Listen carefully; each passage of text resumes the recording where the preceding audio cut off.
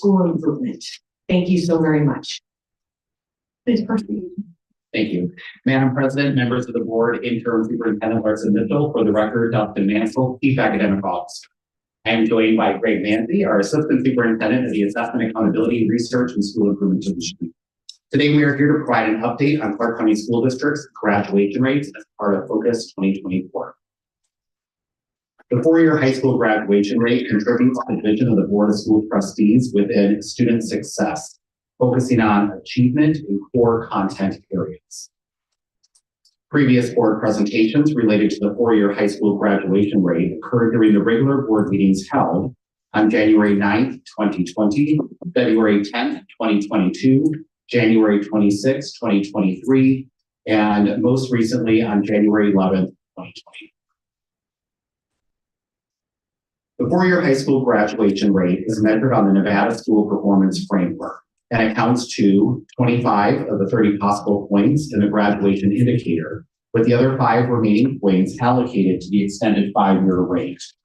The four-year high school graduation rate is calculated based on the number of students who graduate with a regular diploma within 4 years of beginning high school. Once a student enters grade 9, they have 4 school years or less to meet the graduation requirements established for the cohort or group of students. The requirements in Nevada include obtaining the required credits and participation in the College and Career Readiness State Assessment, which currently is the ACT with writing. For the class of 2024, the state defined 4 regular diplomas. These diplomas are standard, advanced, alternative, and college and career ready. Distinction is made between each diploma based on the required credits and coursework, GPA requirements, and criteria outlined for demonstrating college readiness and career readiness. Students included in the class of 2024 cohort entered grade 9 in the fall of 2020. Students may get added or removed from the cohort as they transfer in or out of another diploma granting school or immigrate to another country. This leads us to our theory of action, consistent with the initiatives and systems and structures in place for the 2024-2025 school year. If we effectively implement multi-tiered system of supports, MTSS, to promote each student's academic achievement, social emotional growth, and behavioral development, the 4-year graduation rate will increase.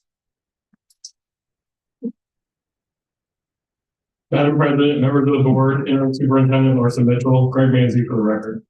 Here we have the results of the graduation rates over the last 6 cohorts, including for the district and for the indicated student groups. For the class of 2024, we observe a steady district graduation rate from the previous year, both at 81.5%.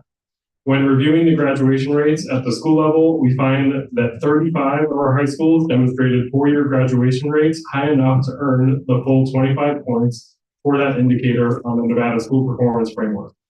We observed the graduation rate for most student groups also remained steady with only small changes noted.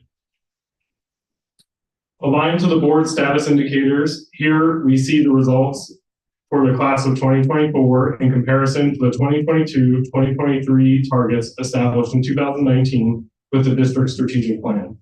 Results are displayed for the ethnic student groups as well as English language learners, students eligible for special education, and the Title I schools.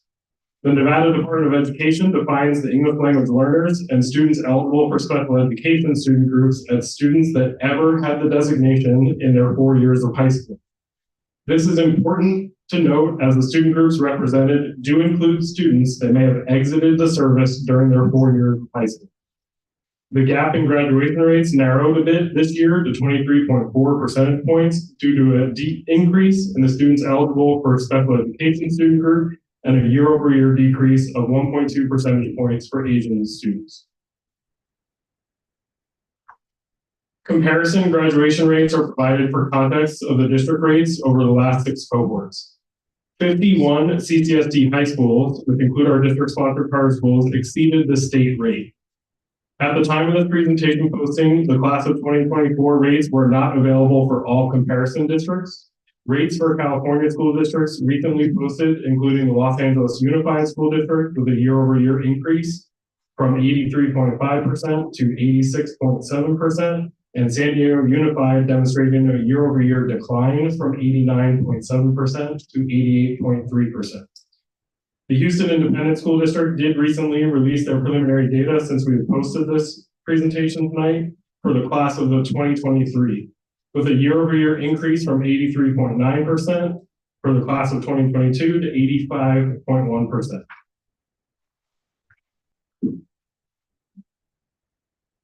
We acknowledge the challenges, successes, and lessons learned as we reflect on the results. As we review the results, we determined that one of our greatest challenges was the lack of universal systems for monitoring student engagement in diploma granting institutions after withdrawal or having their whereabouts unknown.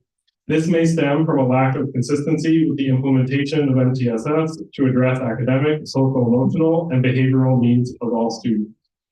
Although the overall graduation rate remained steady, we did experience the largest number of graduates in the last years, which is certainly a cause for celebration.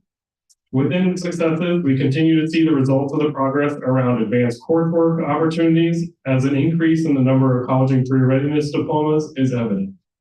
We must remember that the measure of graduation rate is a 4-year culmination of the high school experience and recognize the long-term investment of the systemic approach to enroll all students in best fit advanced coursework. Our lessons learned include the improvement of the consistency of implementation of MTSS and enhanced monitoring tools to monitor individual students and successful transfers. Our next steps include enhancing partnerships with our families to monitor our student progress towards graduation requirements. We continue to engage leaders, learning strategists, and educators in professional learning to strengthen instructional systems for Tier 2 and Tier 3 support. We continue to engage high school principals in individualized master scheduling conferences for a review and design of best fit advanced coursework opportunities for all students.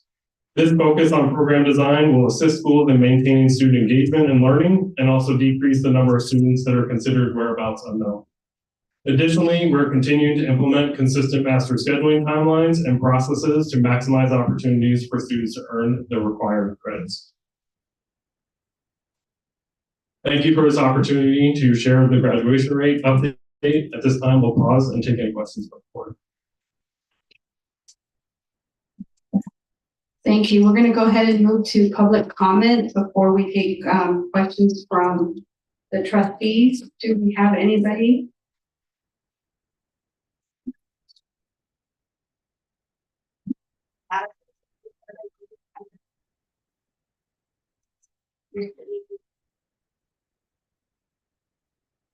Hold on for a second. Okay, I'm going to go ahead and take Dr. Beagle, if you could come up.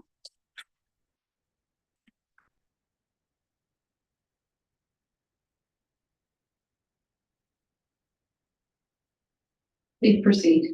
Good evening, Tiffany Beagle for the record. I'm speaking tonight on 3.01 and the graduation rates report presented.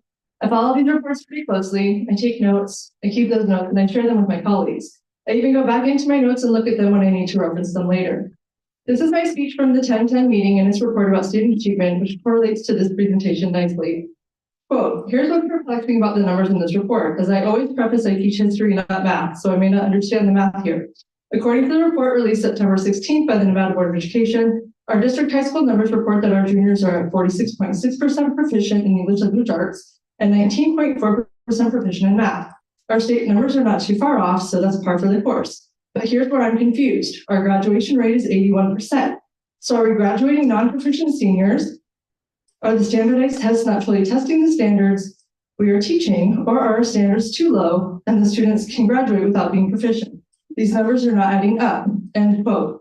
When you Google class of 2024 ACT scores Nevada, the first hit is for December 16, 2024 from Horizon Education, and it reads as follows, quote, composite. Unfortunately, Nevada had the lowest average composite score of 17.2 out of 36. English. Nevada had the lowest performance in English, 37% of students meeting the benchmark. Math. Nevada and Oklahoma had the lowest performance in math, with 15% of students meeting the benchmark. Reading. Nevada had the lowest performance in reading, with 25% of students meeting the benchmark. End quote. I do understand that these numbers reflect the current senior class of 2025, but I don't think the class of 2024 had better statistics according to the last report we saw on test scores. It's troublesome that our graduation rates continue to climb with your touted success as the quote, largest numbers of graduating seniors in the last 6 years. But our own aggregated data shows that the students we graduated are not proficient in any category. As I stated back in October, this math is not mathing. And as former board member Garcia Morales commented to my comment, it's a matter for the State Board of Education. However, our students are not meeting the standards according to the ACT. So do we need to change the standards, or do we need to measure them to actual proficiency and not some arbitrary can test that means nothing to our students who plan on going into the military, trade schools, and the workforce? Thank you. Thank you for your comments. Ms. Binder, please proceed. Thank you, Madam President, members of the board, interim superintendent Mitchell. I actually did very much review this, and I thought it was a great presentation.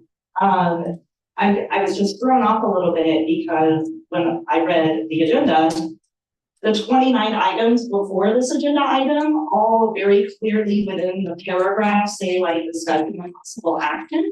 But for whatever reason, this one, it only says it up in the street, and then the language isn't carried through into the paragraph below, where it could, so the paragraph below says presentation and discussion on the acceptance, where the 29 paragraphs before say discussion and possible.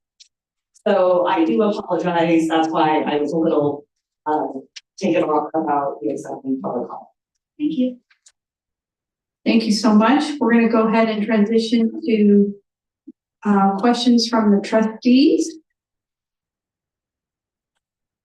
And we're going to try something new for our presenters. And I did ask our interim superintendent if this was appropriate for her and her staff. We're going to have, if you have a question, the presenters will go directly to the trustee. So we're not going to go through that formality where you say through interim superintendent Brenda Larson Mitchell, President Irene Samantha Adams, and now to the. So we're going to try that. Hopefully it'll work. And so are there questions? And I think it's showing up something different, but I think that Trustee Satori, are you in the, let's try, because our IT person is going to freak out right now. Turn off your mic, because we can only have one red on at the same time, but I see that we're trying something new as well, unlocking the mics. So I have Trustee Satori, Linda, Lydia, Emily, and Ramona. That's what I have. So Lisa, you go first, and the rest of us turn off our mics, please. Thank you for that presentation. Let's see, I have one question from the. Sorry, we're gonna stop at Miss Lydia and Miss Emily, if you could turn off your mics. Thank you. Two questions. One was from the briefing, we had discussed the increase in CCR diplomas, and you had shared that a specific amount or increase. Can you share? I couldn't find it in my notes. Can you share what that increase was? Trustee Satori, thank you for the question. Greg Manzi for the record. So we have exactly 6,000 college and career ready diplomas in this class of 2024, which is an increase of 60 from the year prior. And then my second question, we had a discussion as well in the briefing. I kind of asked about some of the subgroups and the decline there and some of them, particularly the ELL subgroup. And you've given a great summary of some things that were some strategies that we're doing and some things that we're implementing. So I'd love to have you kind of share some of that with our constituents. And as well, my other question was kind of a timeline of when some of those are being enacted, because I see that it's a drop from last year and they were the furthest away from hitting their target. So I kind of wanted to know, are some of these strategies that you had shared kind of new and getting off the ground, or some of them have been in place? Trustee Satori, Dustin Mansell for the record. The item that we really implemented this last year was our English language learner pathways. And they were specific for newcomer students and long-term ELLs, where we've identified elective courses that are enrolled in correlation to like English 10, if the student is a 10th grader who is a newcomer, that they also have an opportunity to be an elective course to be double blocked. What that does is it allows the student to still have access to grade level standards in the content that is required for 10th grade, but it also provides a support class for the English language learner, particularly again, newcomers and long-term ELs, to acquire the language, to become more proficient in the material that would then help them with the content within the classroom. We rolled that out district-wide this last year, third grade through grade 12. We saw some great successes with schools implementing that, so it will go kindergarten through grade 12, and we'll continue to expand it by providing additional courses based on school needs. Thank you very much. Okay, and the reason to help our IT person in the back, one mic helps the clarity, and so that's what we're trying. So next we have Trustee Cavazos. Thank you, Madam President. And I also want to thank our new president for honoring my constant request for the last few years to open the mics, unlock them, and not have to have everybody delayed, and also for streamlining for our presenters. Thank you for the presentation, Mr. Mansley and Dr. Maslow. I just have one question. It was one that was very helpful to me during our briefing. Our constituents would like to hear it too. And on page 10, having to do with our next steps. Again, a lot about community, where you state enhancing the partnerships with families to monitor student academic plans and progress toward graduation. Could you just talk a little bit about what that enhancing is and what it's looking like? Trustee Cavazos, Craig Manzi for the record. So part of this includes some of the professional learning that we are providing with our school counselors and the engagement that they can have with their families, what their role and responsibility may be. The other piece of that is the data accessibility that we have within Parent Portal for our parents. I'm a parent myself of a high school student. They get that opportunity to engage with the course plan for the student, ensure that they're making progress towards their academic goals, looking at the courses they're taking, monitoring their grades to ensure that they're a partner in that work to keep the student on track. Thank you, Mr. Manzi. Does it look like this is something that it sounds like it's having a lot of progress, that we're having some good results? I'm not asking for numbers, I'm just going to ask you very global. Trustee Cavazos, Craig Manzi for the record. This is something we look at with the parent logins for Infinite Campus to ensure that we have engagement. It's one measure. There are multiple ways. Open house nights are another opportunity for our families to engage, learn a little bit more. We have required FOSTA nights to engage in that process as we look at those secondary components. So there's great pieces that we're looking at to ensure that we are seeing progress and engagement from our community. Thank you so much. I think the constituents are very happy receiving that enhanced knowledge. Thank you so much. Thank you. Trustee Dominguez. So I was looking at the next step page as well, and I was wondering what is the timeline or the matrix that is in mind for CCSD to move forward in ways to make this better? Trustee Dominguez, Dustin Mansell for the record. This timeline is continuous. It does not end. So as we continue to meet with parents, we are supporting them and providing information regarding enrollment measures or supports to help with attendance. Our conferences that are provided by our College and Career Readiness and School Choice Division, which is a conference with principals to look at advanced level coursework opportunities to ensure that our students are engaged, they're taking the right classes that they need for graduation.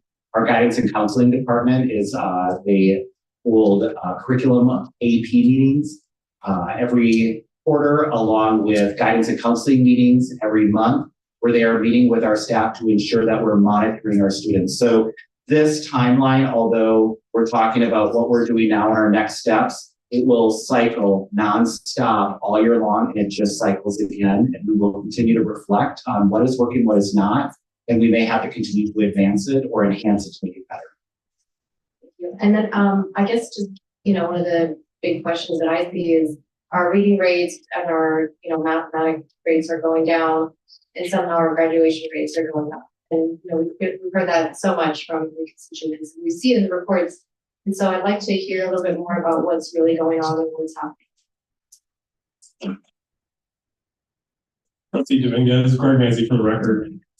When we look specifically at the high school ACT, there's a college and career readiness assessment that is utilized by the state to fulfill the federal requirement as well as our local assessment pieces. The cut score for ELA is currently set at 17, so students need a 17 in that English language arts portion in order to demonstrate proficiency. We know there's composite scores, there's multiple pieces that go into that overall. Our ELA results actually demonstrate that we have recovered. We are back to our pre-pandemic rates. It's something that we have seen our high schools actually demonstrate year-over-year improvement within that area to get us back to recovery, which is quite the celebration for the district.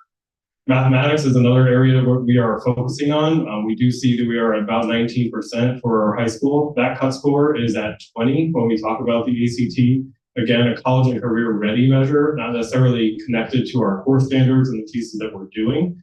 So that's one piece to kind of keep in mind as we look at those results and put them in context of what we're seeing here within our graduation.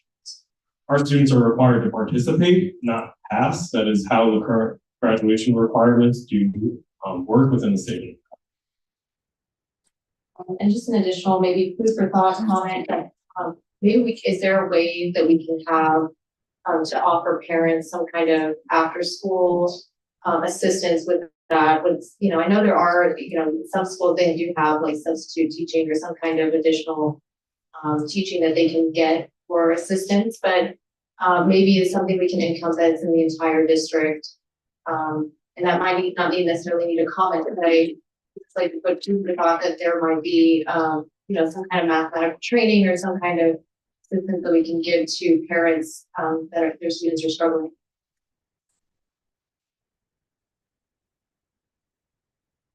Thank you for that thought. And the next trustee, Stephen.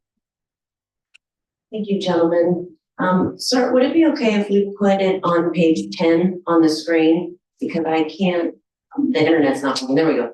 Thank you. So this is now 4 of us asking questions about page 10, right? And I think the reason for this is because we're talking about why graduation rates aren't exactly where we would like them to be. I think the goal on page 1 was in the 90th percentile, and we've been stuck in the 80s for a little while. But when I look at next steps and what you have on your presentation, what I noticed about it is it's not specific to how.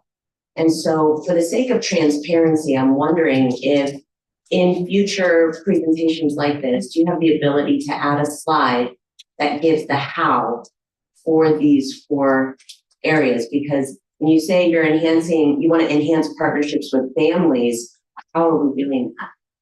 You guys know, but the public might not know. And the beautiful thing about making it transparent on the how is if I'm a parent or even a teacher in a school and I see this on the agenda, I might go, well, I don't know if that's happening in my school, and then could you be providing more engagement? Is that something we could potentially add? I'll take that one. And so great question. And one of the things that I have learned, and I'm going to ask Trustee Cavazos to chime in as well, is that we as the team give direction to our superintendent on how this presentation is created and for other presentations that are received from the staff. So what I've taken away is at some point we will work on redrafting this, because the questions that you asked and the questions that Trustee Dominguez asked are relevant to this part, and we need to tell the staff and our entrance team how we want it. So thank you. Trustee Cavazos, do you want to chime in? I was just going to add that on my previous question with Dr. Mansell and Mr. Manzi, that they had explained on some of the parts had to do with the family engagement. But I do understand where Trustee Stevens is coming from, and we do get a lot of constituent questions having to do with the how. So I think that, again, agreeing with President Monty Adams, that sometimes this is something that requires further directives so that we can implement that.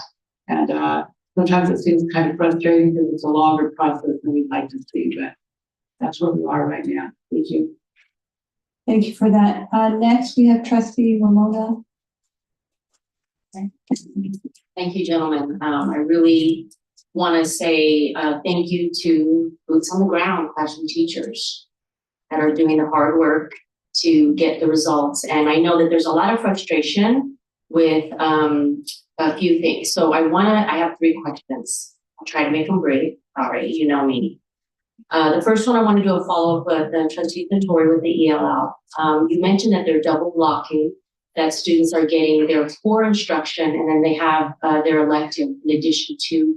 My question is that elective class supplemental? Is it considered as an elective, or is it counted as a core English? So they're getting double. So just for clarification, so there's no misrepresentation. Trustee, as far as we're talking, again, it is an elective course. It does not count towards the core English class. So it's in addition to, and Yes. perfect. Second part to that is what kind of training are we providing to teachers that are providing that additional class? And what does that class look like? What we have, trustee, as far as the stop again, Dustin Mansell for the record.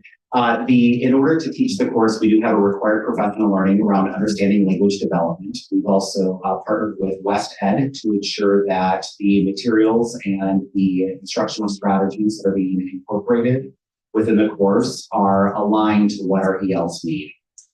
We worked now alongside the curriculum instruction division to ensure that those courses mirror what all other courses have.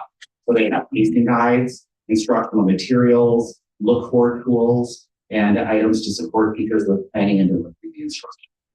Just because I'm hearing a level of gap with that support for teachers that maybe are not getting that level of instruction to be able to support the student, because students' language development is completely different than the content learning. So it's a language acquisition is such a craft and art for a teacher. So I just wanted to make sure all of our teachers had, and I'm just hearing some of that frustration. So I know that we're trying to roll this out. So if you want to answer to that, please.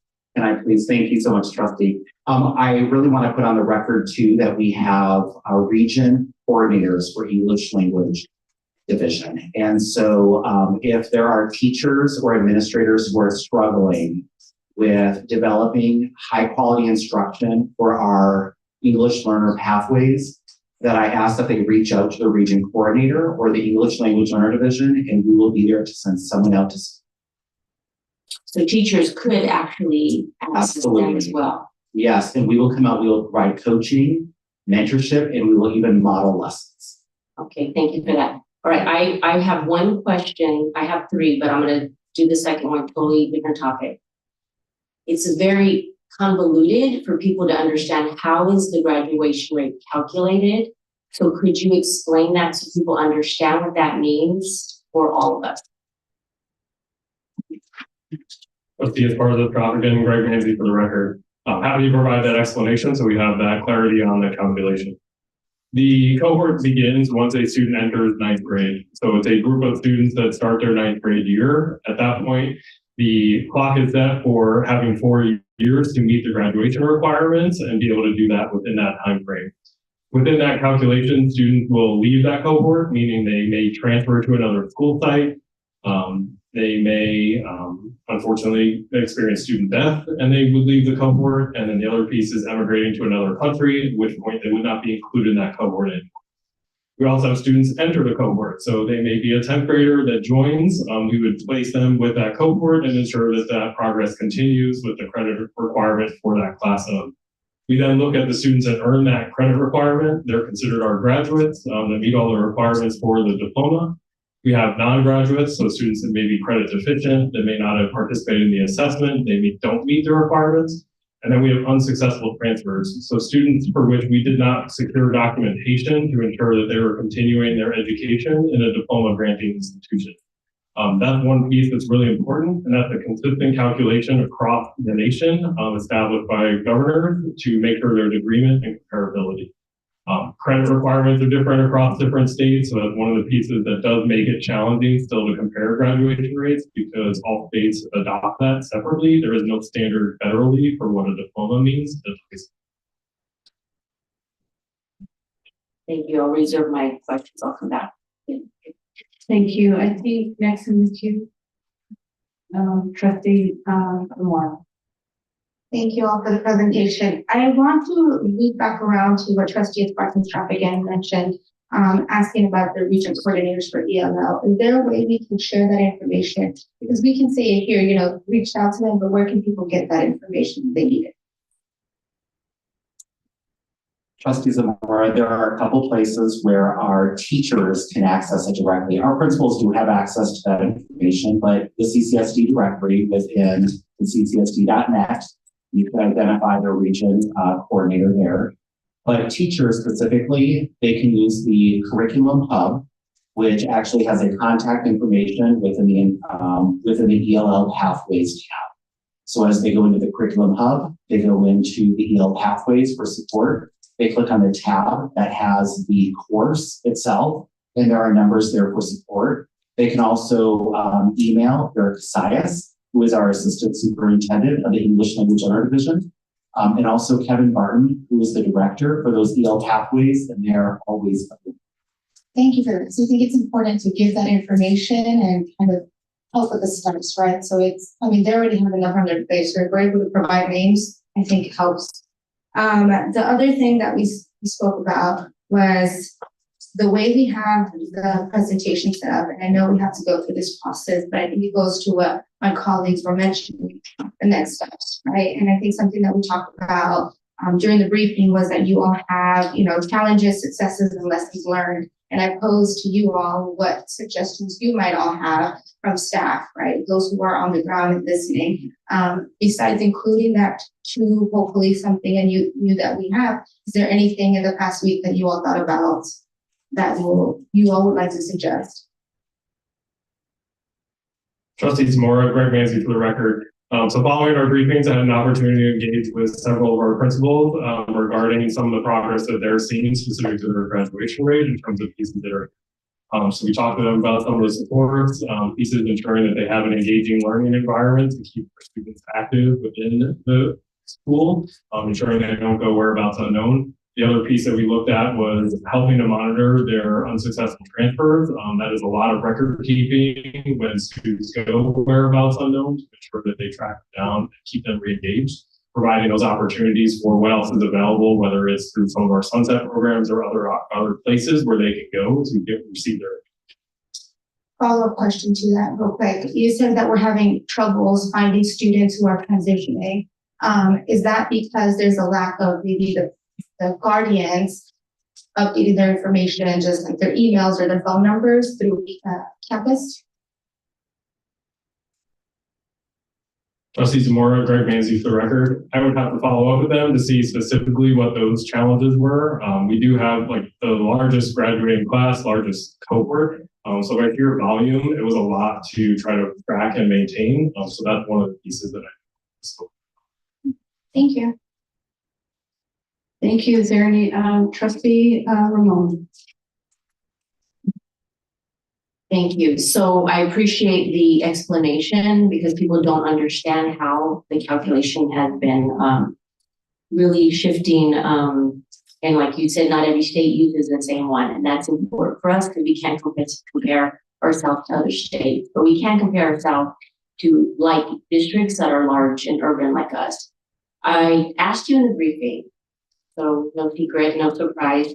I want to talk a little bit more in depth about the unsuccessful transfers. So can you go into depth of the fact that some of our schools, why do they have more unsuccessful transfers? And I know that's a loaded question, but also how do we find where these students are whereabouts unknown in order for them to be taken off of that cohort so it doesn't count against that school's graduation rate?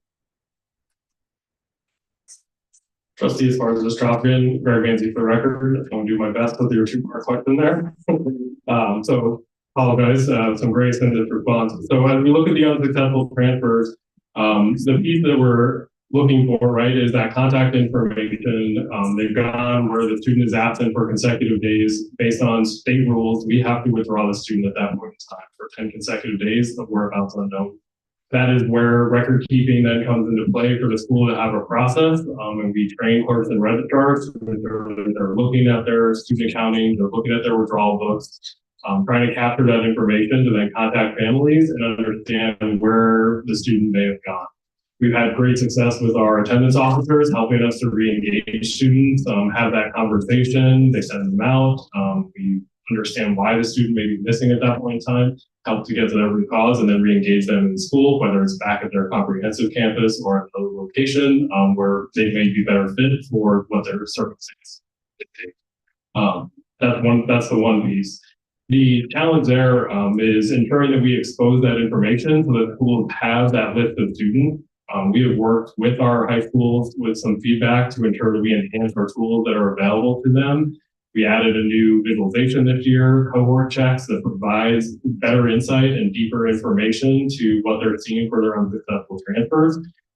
We do have a reduction year over year. We were 14% in the cohort of 2023. We're at 12.5% right now. We are seeing improvement in that progress. And it's just staying on top of it from the 9th grade year all the way through. It becomes insurmountable sometimes when you're only looking at your 12th grade students and trying to capture just that information and clean one cohort at a time. So the ongoing maintenance of that is something that's really important and something that we help schools to understand through the progress and the tools that we provide. Thank you for that, because I think it's critical for people to understand we're responsible for every single student, even when they leave a school. And if we never find them, that counts against that graduation rate. So I think that's vital for people to understand, for our parents to really understand if they go out of country or if they go to another system of education, they need to let us know so that we can track that and it can be not counted against us. Okay. Want to say something about the data reports because Trustee Stephen brought it up. We brought it up when we first started, when we were newbies. Remember that first meeting. One of the things I'm hearing from some of the collaboration that's happening in some of the municipalities is they want to be included in that conversation. So municipalities as well have and would like some input. I'm speaking specifically for Henderson on having a conversation with the data department in the district. And I'm saying that because I've been privy to some conversations with multiple municipalities in one space, asking to have this discussion about what that layout will look like. So putting that on record. Thank you, trustees. Really noted. Trustee Johnson. All right, thank you. I'm going to try to ask my questions quickly because I know you've been here for a second, but also they should string together. The first one I have is about longitudinal data and whether we have any or what happens, what students do after high school. Just the reason I ask the question is because I want to understand if whether it's a college that they're going to, military or career, if any of those spaces are saying that our students are prepared for those places. So do we have any of that data we've been able to track with that we've been able to cross communicate with any of our partners in the community? Trustee Johnson, Greg Banzi for the record. I don't have anything in front of me tonight, but we do get national clearinghouse data that our guidance and counseling department does look at and help with their career nights then and the other pieces they do to try to match some of those opportunities. Thank you. And then Trustee Swan was talking and mentioned this about learning from other districts. I know we compare ourselves to several urban districts. Have there been any learnings? I was thinking specifically about Denver public schools. So while their graduation rate is lower than ours, but they've had a steady increase since the pandemic. They've grown 5 percentage points from 2019 through last year. And so just seeing what they've been able to do is that a large jump. They're a large urban district. So to have such a large jump, if there are any learnings that we could find. So I guess that's more of a rhetorical question, but if you've already spoken to them, you've got information to look at. If we haven't, we can move on from. Yeah, all right. And then going down the path about, we talked about our emerging bilingual students who have the opportunity to double block. I think that's fantastic. I was, we think about proficiency rates, and we know that some of our students are coming into high school and they're not proficient yet. We talked about this a little bit in the briefing. Is there a way that we can think about possibly providing some required double blocking for students who we know are coming in non-proficient in English and math, right? Those are two really foundational subjects that students would need to use to be able to be productive once they get out of high school. So even when they leave, being able to read well and be able to compute is going to be helpful. So can we think about, leveraging information that we have about students as they come into high school to then provide them with a mandatory, at least the first year of double blocking, so that we know that they are getting not only their grade level content, but also some of the gap closing content along the way. That's an actual question, not a rhetorical question. Can we think about doing it? Trustee Johnson, Dustin Mansell for the record, absolutely. We can think about that. In fact, there are schools that do double block already students that are not English language. And the last question I have is about our support and our partnership. how can the board be supportive of the work that you are doing? And teachers are working hard, staff is working hard, you all are working hard, we all want to contribute. There are things that you can share with us, allow us that we are held accountable to be able to be supportive of you. I would love to learn them so that I can do my part to be helpful as well. Asking questions is good, but also rolling up our sleeves to do some work in the way that we can is important as well. So maybe that's one more for you, Dr. Carson. What are the ways that we can be supportive and helpful to move the number, because we're all responsible? Trustee Johnson, Brenda Larson Mitchell, for the record, greatly appreciate it. I think support is always appreciated, and the board is supportive. I think that one of the things that we as staff can provide too are some of the questions that have been asked by trustees here today, and providing common speaking points for trustees. So when questions are asked of why doesn't proficiency match graduation rates, that we all are speaking the same language and sharing the same message with the community, I think that would be a great support. Thank you. Is there any other discussion? Trustee Dominguez. I did have a question, and I really appreciate Trustee Starvigan's comments, because it brought other things to mind. So have we looked at the challenges and issues that the children are facing, whether it's economical, social, that are not passing or not graduating? Trustee Dominguez, Greg Manzi for the record. Part of what we did was look at the cohort of non-graduate students and what are some of the characteristics that they share. So we do see a higher probability of students that are designated as chronically absent at some point in their high school career. Through our home visits, we've learned that those root causes of the chronic absenteeism do range from I'm providing childcare for another sibling, to needing clean clothes, other pieces in order to attend and go to school, or they have jobs and other responsibilities that they're trying to for their families. And that's the great effort that our attendance officers do in their home visits to connect them with those services and support that the district does provide to meet those needs. So that's one characteristic that we see. The other one is some instances of behavior is another characteristic of students that are non-graduates have a higher probability or incident of having been suspended or expelled at some point in high school. It's another piece that I know we're working through with our education services division and our practices there to ensure we're being proactive before the behavior occurs. We don't get to that final result of what's occurring as the resolution for that behavior. Those are just some of the pieces that we do see when we look at non-graduates. Credit recovery is another component, ensuring that that requirement is met and those opportunities are there for students to be able to gain those credits they may have failed on their initial pass-through, and then come back through with an additional opportunity to ensure that they can pass those classes successfully and then meet those graduation requirements. So are there partnerships or something that we're lacking with the county that we can connect dots to make sure these kids have the resources they need? And then a little extra on that was the children that are in disciplinary schools, are we providing the support that they need to make sure they graduate?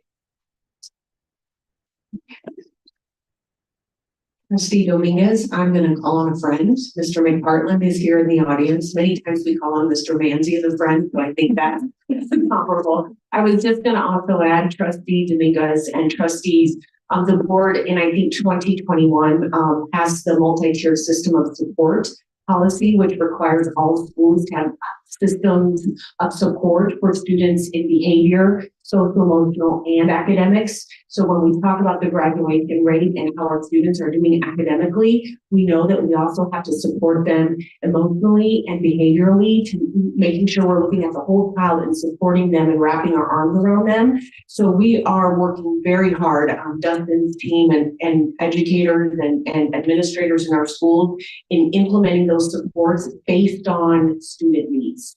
So supporting them in all of those areas. Mr. McPartland.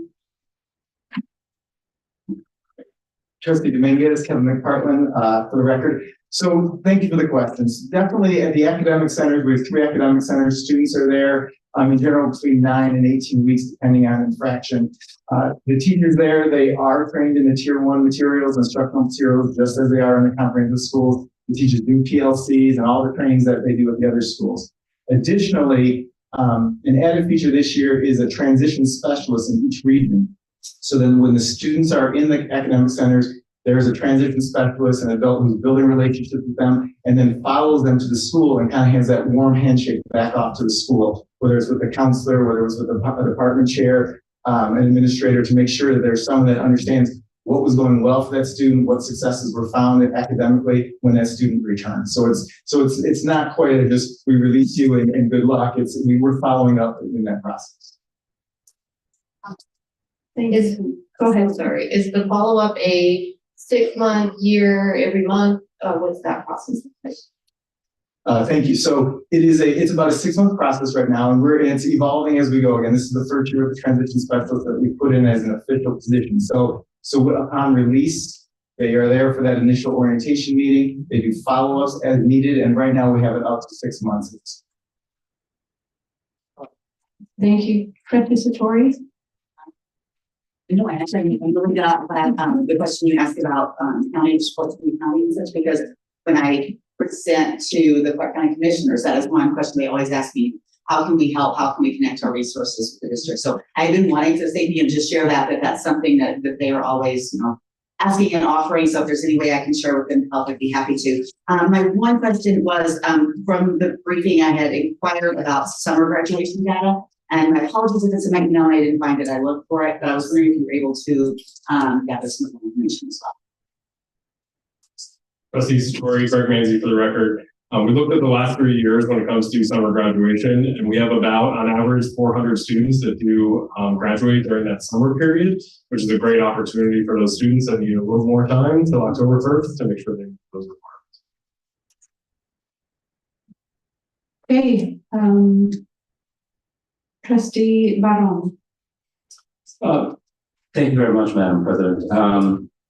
To Trustee Dominguez's point, one thing that we discussed over North Las Vegas, the district is of course mandated to report to different municipalities on a quarterly basis, right?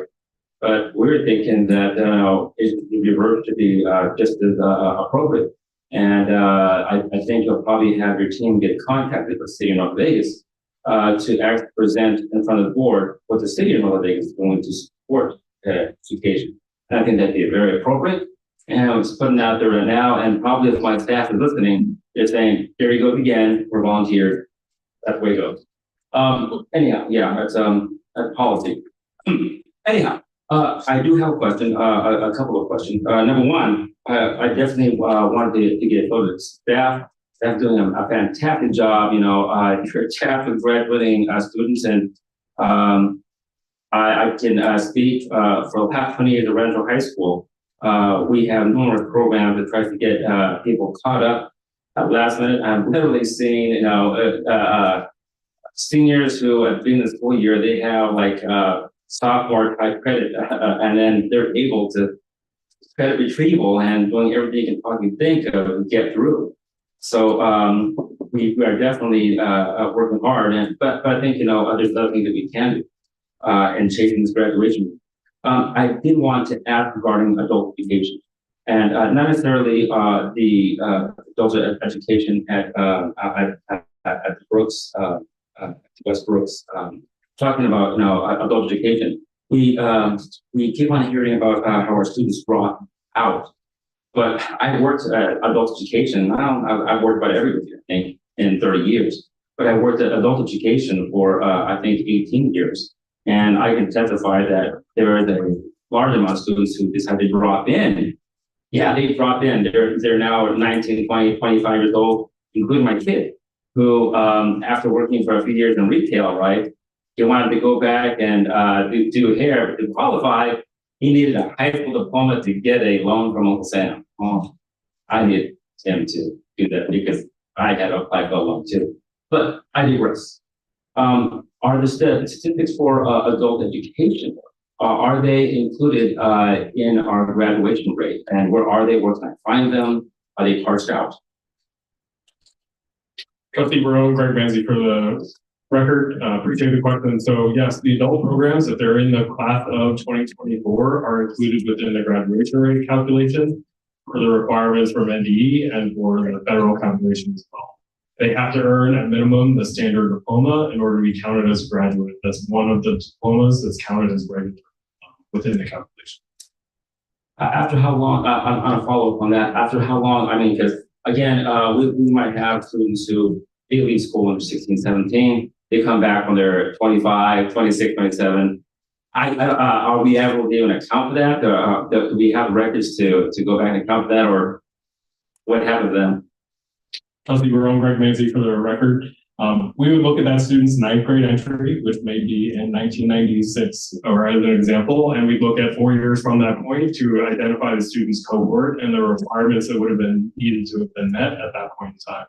25-year-old coming to our system right now doesn't join the class of 2025. It doesn't work in that manner. We would look at their ninth grade start, calculate 4 years to determine their cohort.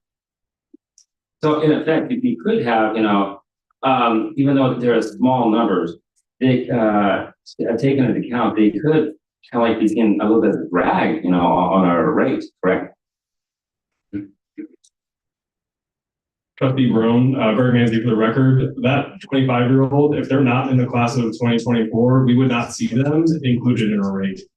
So I wouldn't consider that to be a drag. We would offer that opportunity for that student, regardless of what class or cohort they are in, not really included in the calculation in that sense, because they're not part of the class of 2024, which is the rate that's presented for you tonight. Okay, well, I was asking, I guess in general terms.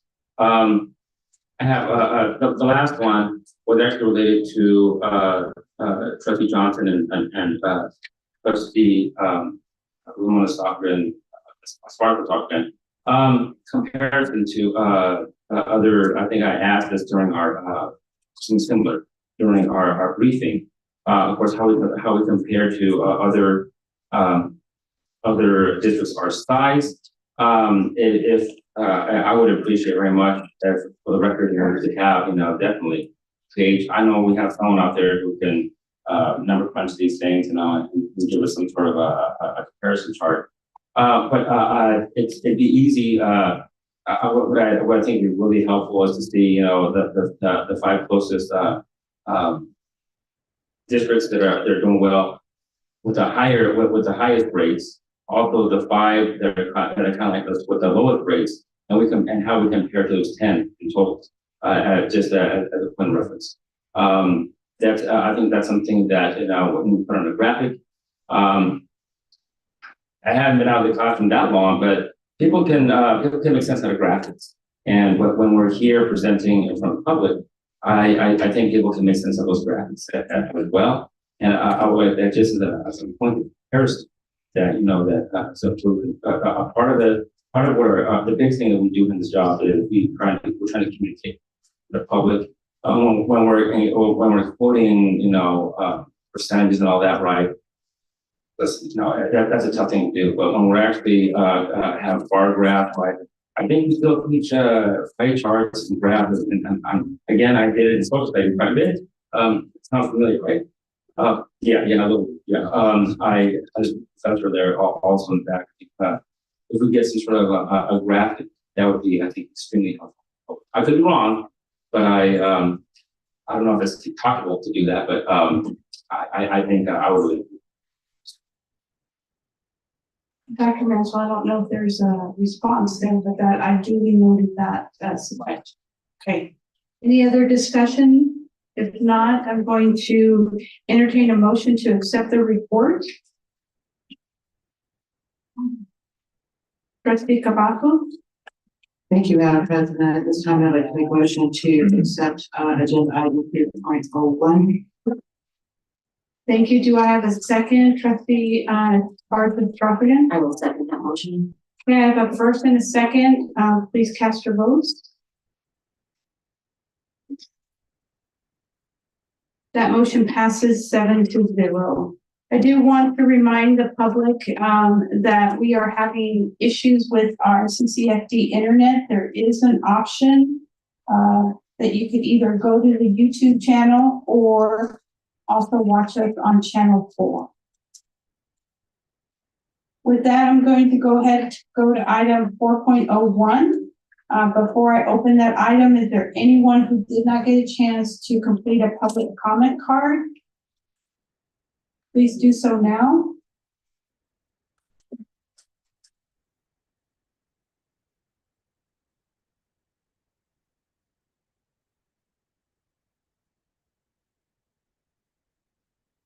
Okay, and that item belongs to me. I'm gonna ask our board liaison to come up to the front as well.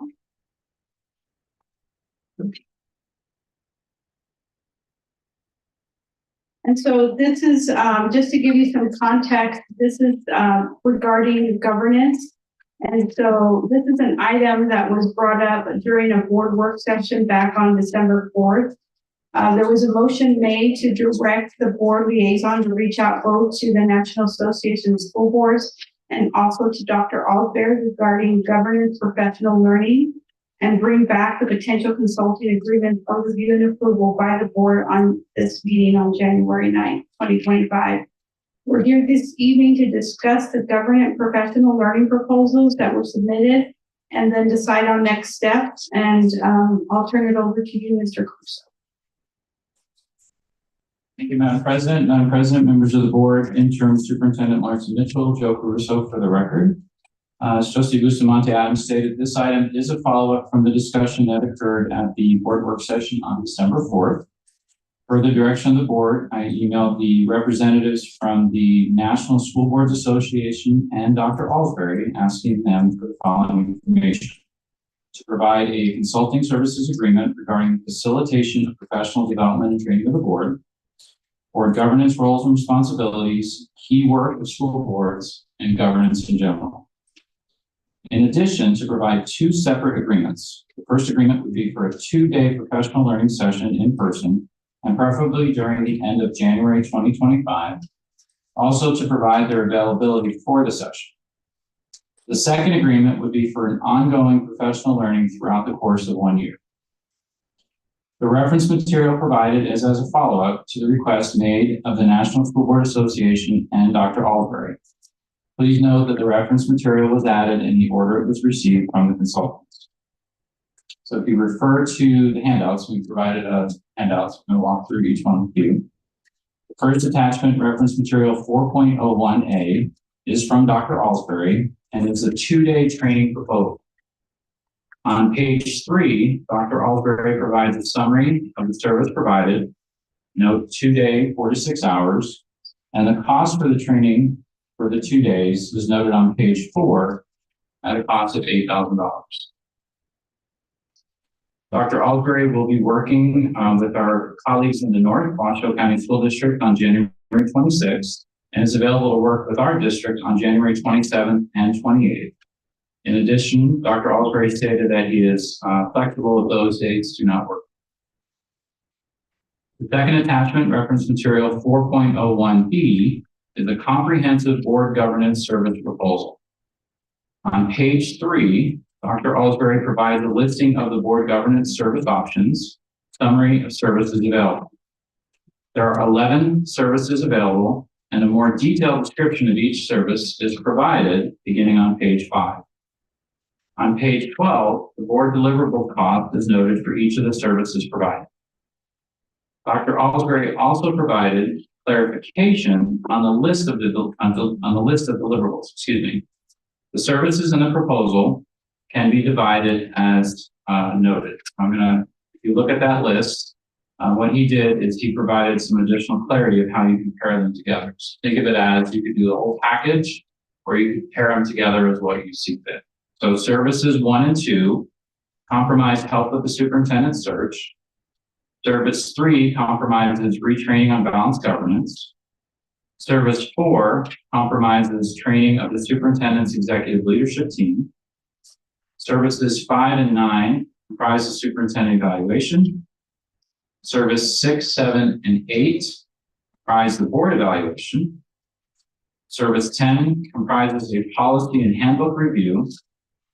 Service 11 comprises optional individual consulting and would be included in any contract and only billed as used. The board can select any combination of services noted above based on their needs, and the services listed within each of these items would be kept together. So you would pair like the superintendent search, you would probably want to do bucket, so to speak. Executive leadership team training, board evaluations. The third attachment, reference material 4.01C, is a memorandum from the National School Board Association providing an overview of the annual membership cost. This was at the December 4th work session of the cost. An explanation of the cost is provided on page 1. Beginning on page 2, a breakdown of the district participant benefits is noted. According to NSBA, they have changed membership databases several times since 1996, when CCSD first joined as a national connection member. They did, however, state that the last time the Clark County School District renewed their membership was in 2005. That was also a question of past. The fourth attachment, reference material 4.01B, is the NSBA Consulting Services Agreement. On page 2, scope of work is noted, note 2 days, 8 hours per day, and has a compensation section, $12,000 for the flat rate, which is inclusive of 15% training services discount offered to member districts of the Council of Urban Boards of Education as part of the National School Board Association, and $18,000 for non-member Council of Urban Boards of Education districts. NSBA stated that the month of January will be busy with finalizing details for their Advocacy and Equity Institute Conference in Washington, D.C., along with other governance meetings between January 27th and February 4th. If the board wants to conduct their first training, the director would not be available until February. NSBA has a number of consultants who provide training on their behalf, using their resources, and could identify someone to do the training for the district. Again, that would be February for their availability. The fifth attachment, reference material 4.01E, is the NSBA Transforming Public Education Board by Board proposal for service. On page 2, the scope of work is noted, and on page 3, the sessions and objectives are noted. The costs are also noted on page 3 for your review, and they are broken down by member and non-member districts. So you can get it. The sixth attachment, additional reference 4.01, is the professional services agreement with the Council of Great City Schools that was approved by the board on September 6, 2023. The agreement was added to ensure the board is aware of its current agreement for professional learning.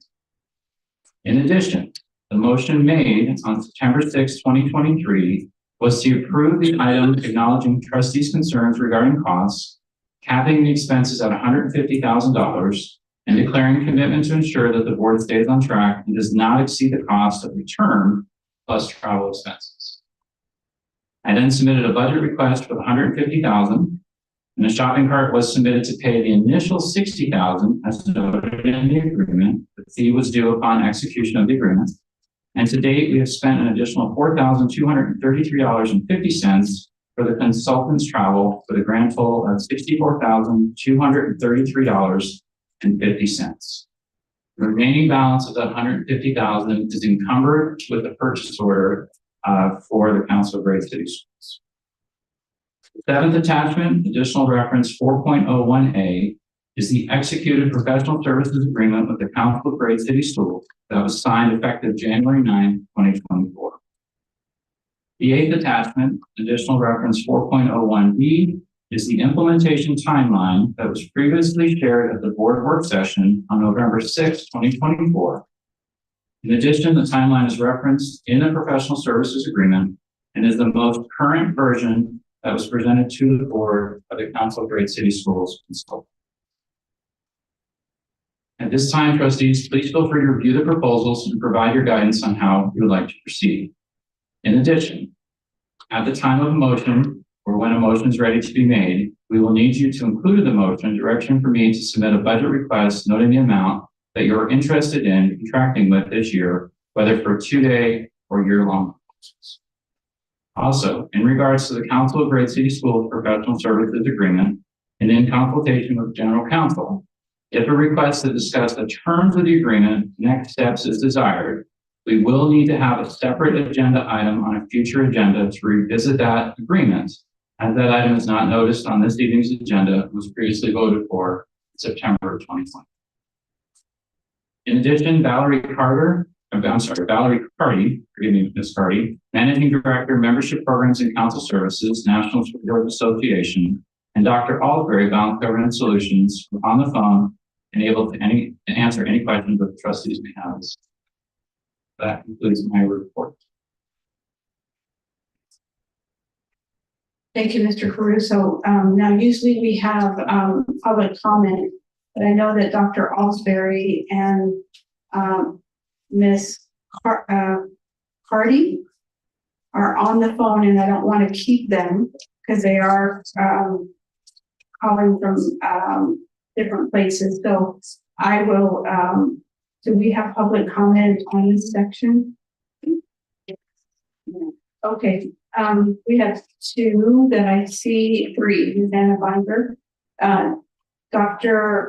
Beamer, if you come up, and Ms. Vicky Cardell, if you come up to the left. I'm sorry, can we ask how do we remain in the queue without keeping our mics on? Because thank you, good question. Our vice president is helping us to document, and she'll let me know. So thank you for asking, great question. But Ms. Beamer?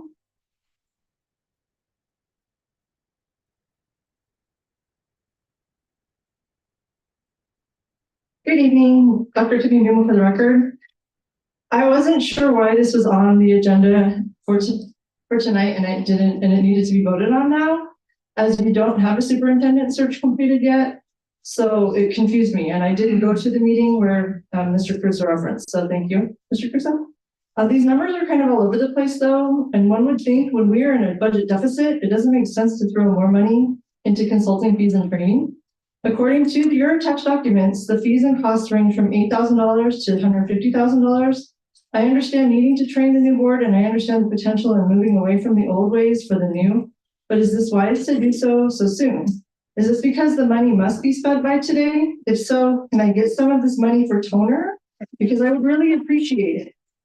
Seriously though, my students are fundraising their tuitions off for their state and national conference fees, and what you're looking to spend for a 2-day conference would cover all 20 of them to attend the state conference with hotel and meal allowance. I tell you all the time that I don't understand the money that gets spent, and I really don't understand spending all this money at all. If you must select a new firm and spend all this cash, I would ask that you consider finding a firm that will help you take back the power you gave away so that it's operational can never be an excuse for failure ever again. They help you create an equitable grading rubric for your one employee, the new superintendent, and that's agreeable so we can actually retain a good superintendent, and that they actually train you to work together as a cohesive unit to end the backstabbing mean girls narrative that has ruled and plagued this boardroom for the last 6 years. Thank you. Thank you, Vicky Cardell. And then Ms. Anna Binder, if I can have you come up.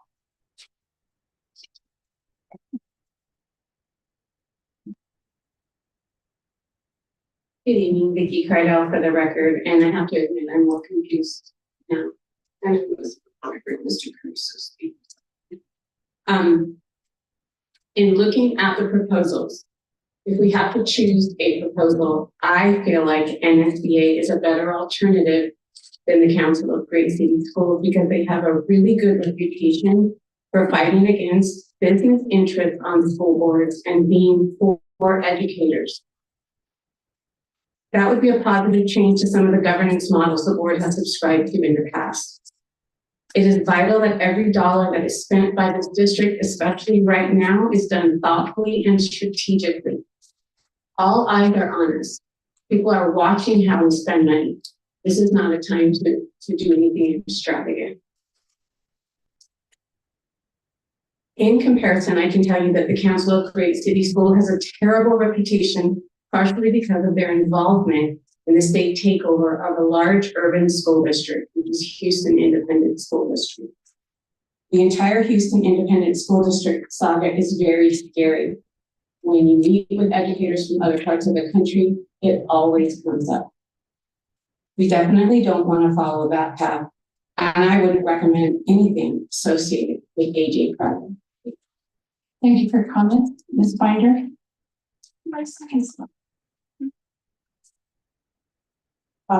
And right for the record, Madam President, members of the board, interim superintendent Larson Mitchell. So I actually had somebody else in the community help me prepare somebody for this, but I want to deeply apologize because in the purchase order or purchase orders or awards tonight, whatever, we spent just shy of like $50,000 on a graphic wrap. So I'd love to know which one that is and see how beautiful it was and how much we spent $50,000 on, because I think I could wrap every vehicle I own for way less than $50,000. So anyways, fun stuff. So in years past, you guys have, the board has operated under Silver State Governance, which is actually derived from the Lone Star governance that came out of the state of Texas under A.J. Cradle and the Council of Great City Schools. So as our new trustees are sitting here and we're looking to like not do a CCSD, the best thing we can do is you guys can ask for a future agenda item so that you can properly motion and approve to give the Council of Great City Schools their 30-day notice that you are not going to be held like hostage to be lies if you happen to ever disagree with a single part of their training. Did you guys know there's a $20,000 penalty if you don't like it, or you don't like it, or you don't like it, or you don't like it? But who operates like that? I've been law firms my whole life, and I could have told y'all, yeah, but I actually did say that when I came out last year. So anyways, I don't like when people are being held like, Jara is a member of the Council of Great City Schools Executive Committee. How did that work out for us? Also on their website on the board of directors, Evelyn Garcia Morales and Brenda Larson Mitchell. How's that working out for us? The time constraints on public comment prevent me from going into this much further, but you all know how to get a hold of me. In reality, the board and the superintendent are being guided by the same entity. There's a huge conflict. It needs to end. Got your 30-second or your 30-day notice. Oh yeah, and if you didn't know, Council of Great City Schools nationwide continues to see a drop in membership districts enrollment, and it's usually accompanied by school closures, a loss, which is lost to our communities because our schools are our communities. And then that goes back to increased profits for charter schools. And I can give you a whole bunch of more information about that. I do talk about it on social media. So does former trustee Daniel Ford. And this right here is exactly why 283,000 people voted for all new trustees to get this kind of work done. Thank you. That ends our public comment. I'm going to streamline this. Is there any question for Dr. Alberry right now? Let's ask that. Is there any questions, because he is on the line? And any questions? Trustee Cavazos. Thank you, Madam President, and directing this to Dr. Alberry. I was aware that we had her on the line tonight. I was just going to ask Dr. Alberry, I know the question of this, but for the benefit of those who don't, or possibly did not have a chance to go through the training with him, if he could briefly explain how his balanced governance model is the only data-driven, evidence-based research model that is out there right now, and is this a copy-written model? Thank you, Dr. Alsbury. You on the line?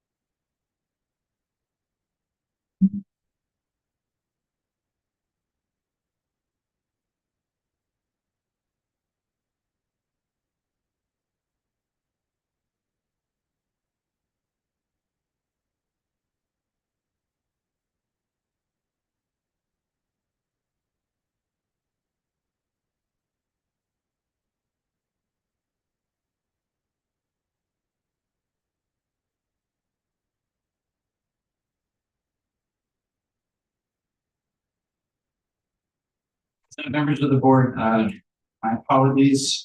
Technology is great when it works, so we will try having a hard time getting on the internet there. Let's see if we can do it. Wi-Fi. My apologies.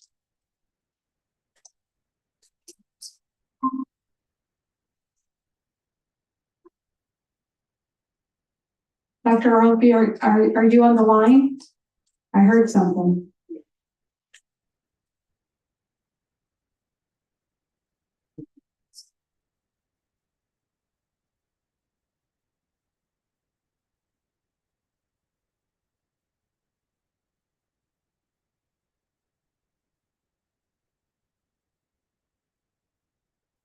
Dr. Ellsbury, are you there?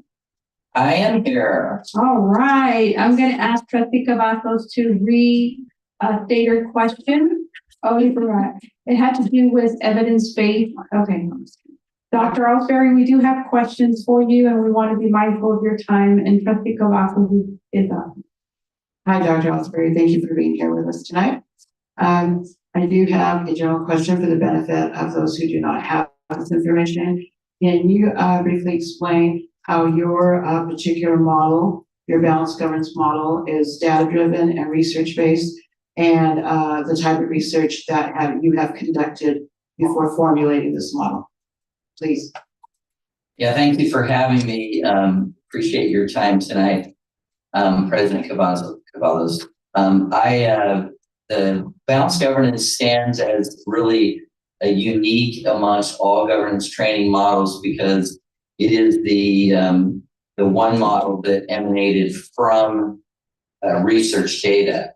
As a professor and the director of the National Center on Governance, representing all of the R1 universities across the United States for 12 years, we conducted the only national and the only international research on board. So quite literally, we conducted the only studies that collected data from board members.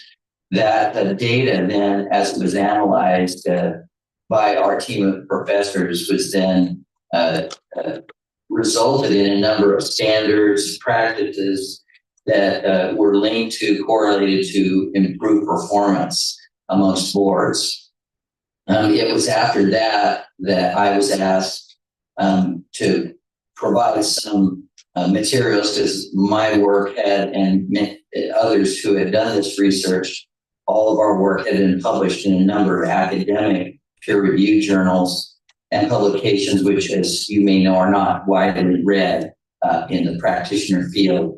And so I was asked to put together that research, the findings, and to provide it as a practical application for districts who wanted to use the kinds of practices and standards that we had found through research had been effective for boards. And that's what led to that 2015 book that we did through Harvard Press. And so really balanced governance is in fact a direct result and it comes directly from academic empirical data.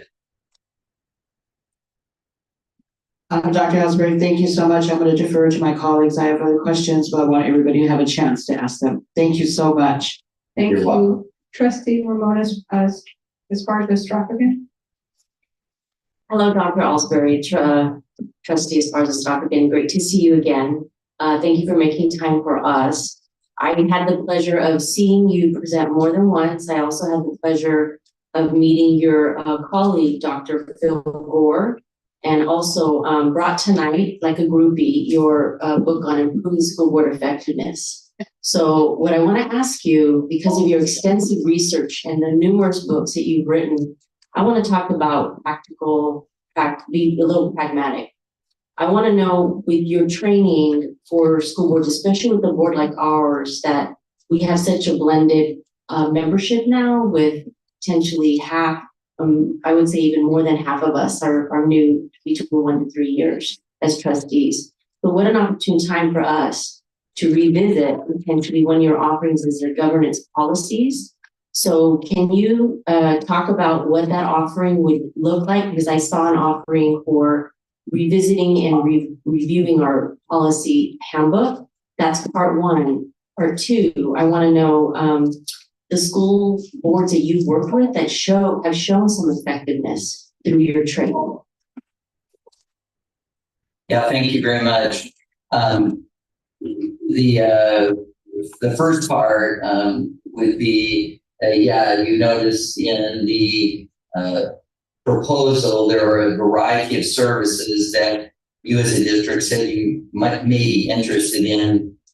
And the two of them specific to your question, one, of course, is training. And I think that would be critical for the reason that you just stated. We have a lot of new members on the board, and it would be important for all the board members to be trained in balanced governance to understand what it is. In addition to that, I did put in to that proposal this option for a review of your policies and then recommendations on revisions to policies and your board handbook.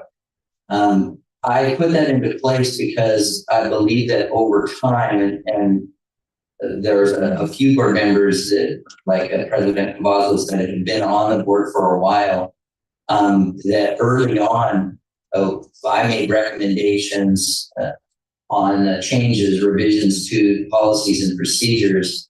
And I think since I've worked with the district over the last number of years, some of those have been revised. So in other words, they no longer are from the original recommendations that I made that would support implementation of balanced governance in the way that I would recommend.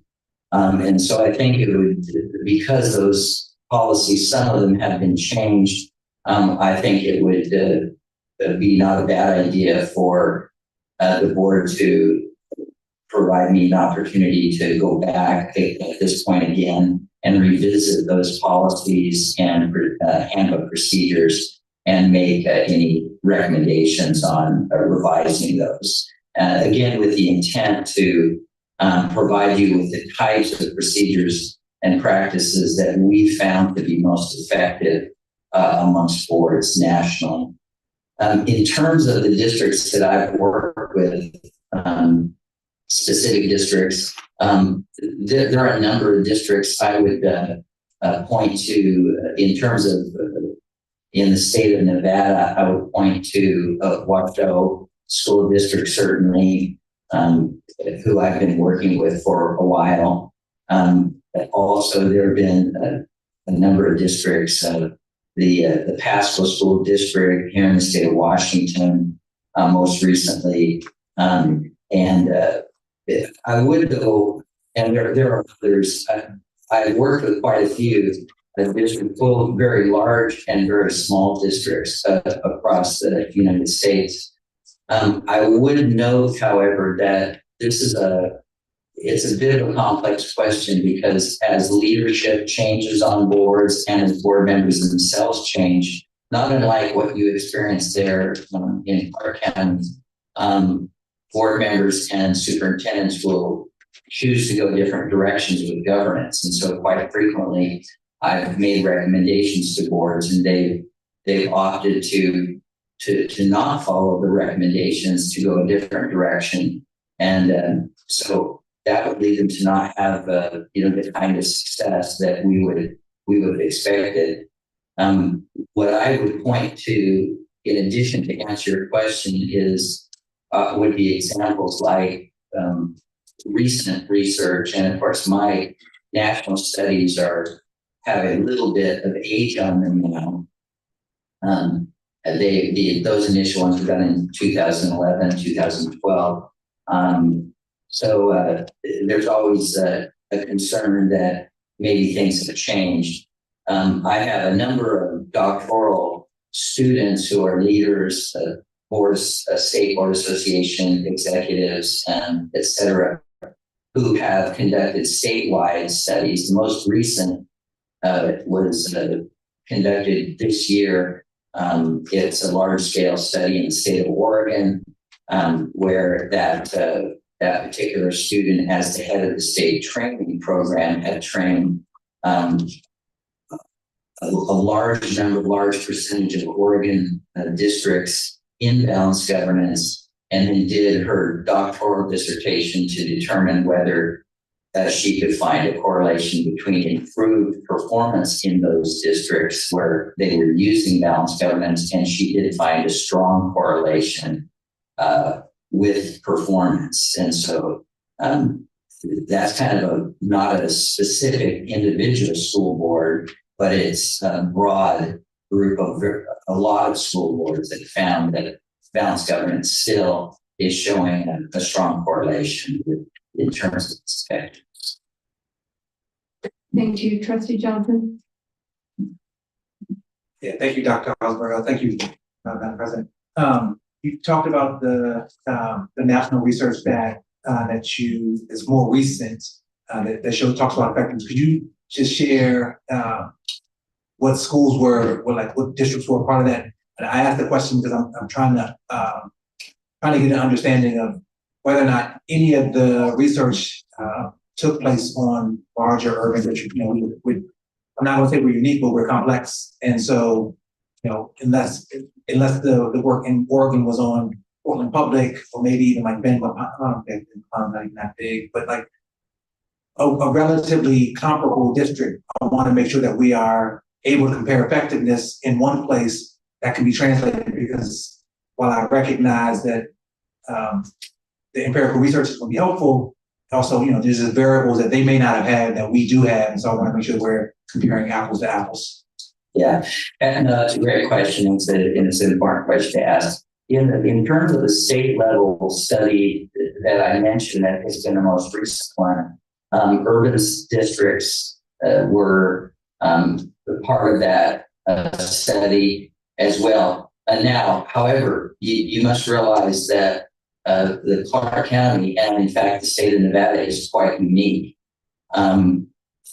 The largest school districts in, say, the state of Oregon or here in the state of Washington are going to look small compared to you folks, because you are county-wide districts. And there are very few even states that use the county-wide systems in terms of school boards. The southeastern United States is the most prominent, the use of that. So the research we've conducted, and I think it's important to also remind ourselves that there hasn't really been any research specifically directed at urban districts of the kind that I'm talking about. And so this is what we've got, so it may seem not enough, but it is the best that we have, that anybody has nationwide. Having said that, not to put down the national work that we did, I'll say that of the boards that were part of the national study that I conducted, we had a large percentage of urban districts were part of that study. And I just was able to disaggregate the data between urban districts and then smaller suburban and rural districts. And we found the same correlation results for urban districts. So we found the same kind of positive effects on the use of balanced governance for urban districts as we did for other districts. So that's been confirmed. And then again, not to create confusion, but the more recent studies also included all urban districts in those states. I just wanted to be completely transparent on saying that, even though you can take Portland, Oregon, the largest school district in the state of Oregon, as part of that study that was conducted this year, it's still not going to look big, compared to a Clark County. But I'm sure you understand that. I do. I appreciate that clarification. Thanks for answering the question. Thank you, Trustee Stevens. Hi, Dr. Osberry. Thank you so much for submitting your proposal. One of the things that we have to think about when we're looking at this is going to be cost. It is a big factor for us. So my question is more about that. We have some money set aside in the budget already for a current contract that we're in, but should this board decide to make a change there, and should this board decide to start a conversation with you to move forward, would you be open to negotiation? And the reason why I ask is because it would be phenomenal to be able to pull funds from this existing budget without having to spend more, if possible. We're pretty close to where you're at, but not quite. So I'm just wondering if you would be open to negotiating on cost.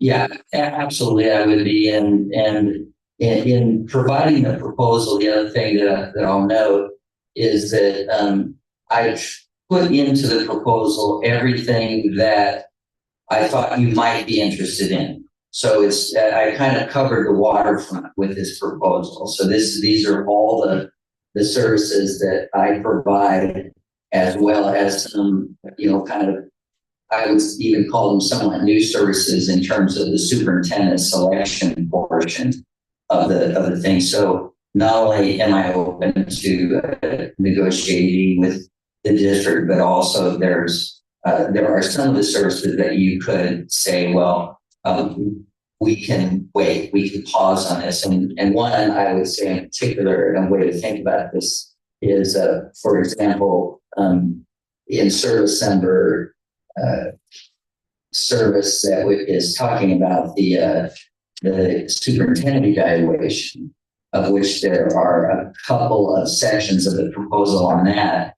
Of course, with a new superintendent that you'd be hiring, you wouldn't be looking at doing that evaluation for them until the end, of their first year. And so that would really take us into next year, the next fiscal year. And so some of these services are designed to span several years, and therefore the bottom line cost should really be thought of as a multi-year cost rather than a single-year cost.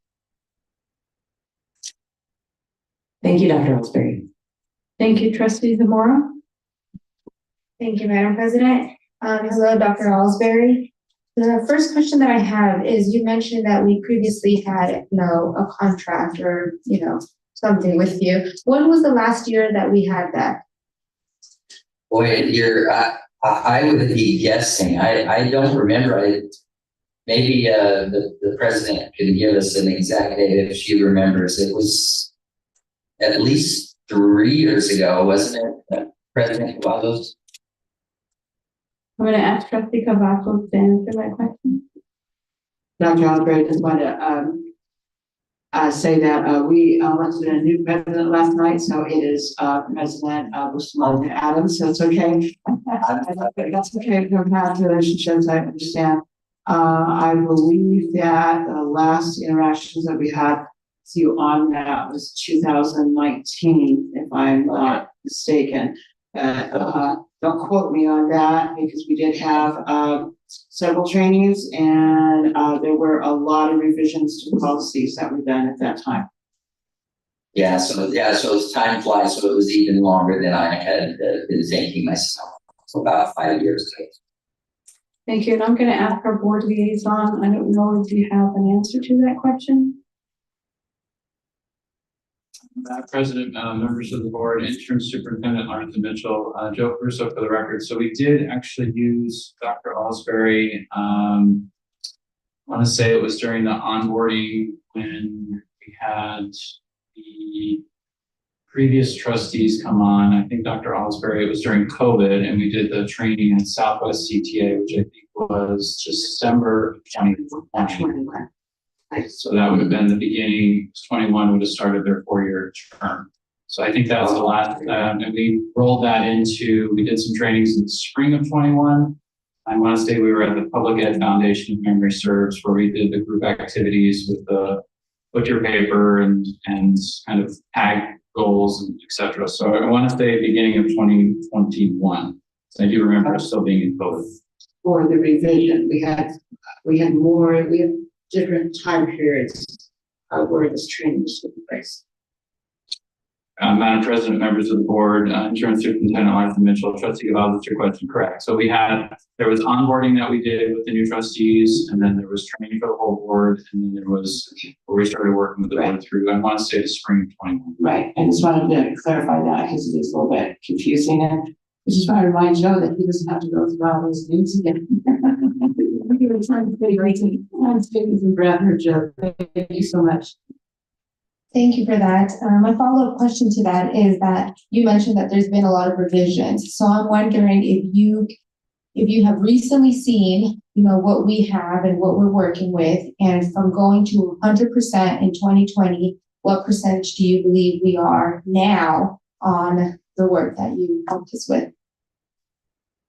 I think there's been if I looked at the current policies, I think there was quite a bit of revision done to the policies to move away from what I had recommended initially to the district. So I don't know if I had to guess. I would say maybe 70% has been changed, and in general, what I'm seeing, and I'm happy to get the comments from Mr. Caruso and Trustee Cavazos on their opinion on this, but it appears that in large part the change have been to kind of generalize the policy. So I had given much more specific, detailed guidelines on implementation steps that the board would take, and the change that I'm seeing is that the policy has been reverted back to what would be a much more kind of general language that doesn't provide the specificity that I had initially. Thank you. And then the last question that I have is, do we know if there is a cost if we were able to cancel, I think this is for Joe, our contract with the Council of Great City Schools?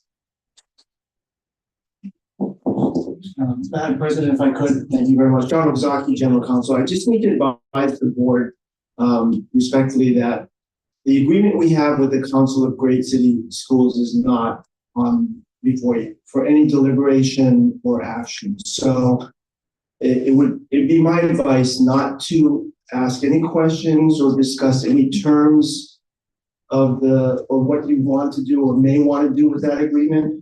It's really included only as reference so you know what you currently have. So for clarification, there's a possibility that there's an action today to add another type of training and have at the same time the other contract. You have the existing contract with Council of Great City Schools. If your discussion involves anything involving doing anything to that agreement, you need to agendize that. Thank you for that. Thank you. Trustee Dominguez? Thank you. Good evening, Dr. Ellsbury. Thank you so much for joining us. My question was, and Trustee Zamora touched on this a little bit. I want to hear, I guess, I've seen videos from the past. I've gone back and looked at past board meetings. I want to know, I guess, what happened to the point where we apparently had your data and your plan, and essentially a lot of things were redacted from that plan. And so I just want to make sure that the public is aware of what happened in the past, and just kind of like a brief summary of that. I'll tell you what I know, and that may be not a lot. Okay, so but I'll be happy to share from my end what I know. From my perspective, I was working with the board, and then received. I remember I was traveling internationally to work with some boards overseas. And received a phone call from the then a member of the Nevada School Board Association. I thought at the time it was strange to receive the call because I didn't know this person and hadn't spoken to them before. And they asked me specifically about my work with Clark County. Not too long after that, when I was notified by the district, Clark County District, that the upcoming training would include my training, but also adding some other training from the association, which was fine. And then not too long after that, it was sort of an informal discussion, I would say. I tended to be very flexible with my agreements, and the agreements that I write allow districts to, get out of the agreement with me.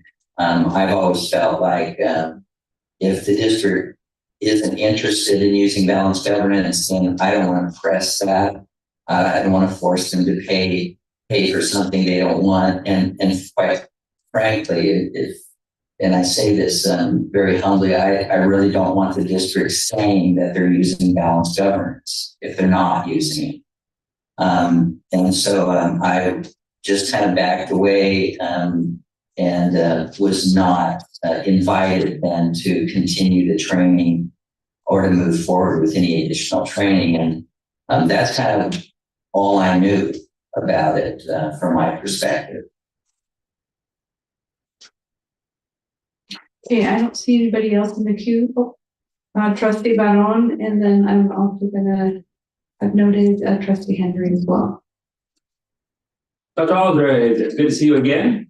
Lately I don't get to do too much research, but I remember about this time last year when I was doing research, I was kind of mapped up what had given me in a big old binder for balanced governance, and I happened to notice that a lot of that stuff just wasn't matching up with what I saw, and I was puzzled because we have TM trademarked all over our board policy, and I'm not sure if it's actually the real deal. Coke and New Coke and classic Coke. I'm not sure if we were classic board governance. I have the question over here for service number 10, governance policy and handbook review and revision. So I guess I'm to read that you'll be able to come in and actually work with us to revise our board policy, which I think there's a lot of people in the community. I know there's a lot of people out here who are listening who they question many things that happen, of course, and have happened over time. So you'll be able to come in and we have to get the actual guy who doesn't research to sit down with us and chart a course forward. That's the service that you're also offering, correct? Yes, that's right. Hey, I guess that answers my question. I don't have a tenant here, but if I did. Thank you. Trustee Henry? Thank you, Dr. Ellsbury. I don't want to sound redundant, but I've heard that the policies have changed over this time. And I just wanted to hear from you. Do you feel that we are is our board operating more policy-based or balanced governance? Yeah, I would say that from the perspective, and of course, I want to give the caveat that I haven't gotten on and actually watched your board meeting in action and that kind of thing. And of course, I'm not there in the district. But from how your policies are currently drafted, I would say that it's more of a policy governance approach. It doesn't appear to be as much of a balanced governance approach. And the biggest issue with the difference that is between those two, a lot of folks that may be listening wouldn't recognize what that means. The difference is the policy governance approach tends to be more superintendent centric. That is, that the superintendent is more directive and dictates more of what the board should do. And by design, when you're operating in a system, what you want to do is you generalize the policies, the governance policies, so that it gives more freedom and more control, frankly, to the superintendent and less of a role to the board. the balanced governance policies are more specific because they are attempting to really clearly delineate that the board does have a significant role in a variety of the areas of decision making, and so that it doesn't become what we would call a disengaged or rubber stamp board that would be more heavily controlled and dictated to by the superintendent. And so that's how I would describe the difference. And so from the looks of your policy, it looks like more of a superintendent directed governance scheme with less of a role for board. Thank you so much for clarifying. I appreciate it. I'm not sure who's in the queue, but we all have a turn. Okay, thank you, Trustee. What enough? Good evening, Dr. Ellsbury. Good to see you again. Speaking of similarities and differences, considering that these services have been used in the past and we still ended up with the board that we did, would you still recommend a repeat of the same trainings you provided then? Or is there something different this time around? Yeah, I would recommend the same training because, in my opinion, the reason that you have the impact, positive impact, is because balanced governance was never really implemented. The training was done, there were some of the beginning parts put into place, but before there was an opportunity to really implement the program, the program was in change.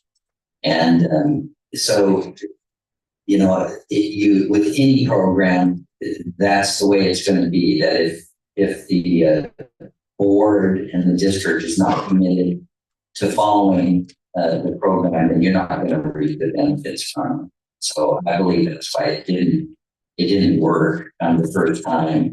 I believe that if the board is committed to moving forward and being faithful to it, then that would require a commitment from every board member. In whatever training I do, I always remind any board that I work with that it's fine to receive training and it's okay for everybody on the board to think that, oh, this is, balanced governance looks like a good model, but the real positive impact is going to come when you start implementing it. And if individual board members at that point choose to say, well, I no longer want to follow in a balanced way. I want to have more power than my fellow board members. I want to exercise power, leverage with my board members, which is kind of the old-fashioned policy governance way of doing things. Then the system falls apart. And so I try to make it really clear that we have to be together, the whole board, and committed, all of us, to moving forward in this new balanced way together if we're going to see the positive results. Thank you. Trustee Ramona? Dr. Albury, not everyone has been exposed to some of your research. One of the things I think we need to, aside from giving ourselves the, training as trustees, can you share with all of us and our community how you involve our community and get input from the families as part of that? I know you do a lot of surveying and that type of thing, if we chose to go with that service. But I would like to hear that, because that's a piece we're trying to regain trust, rebuild relationships. Thank you. Yes. Well, first, I think, and in the proposal, you'll note that I include the option in the proposal to include training for the executive leadership team.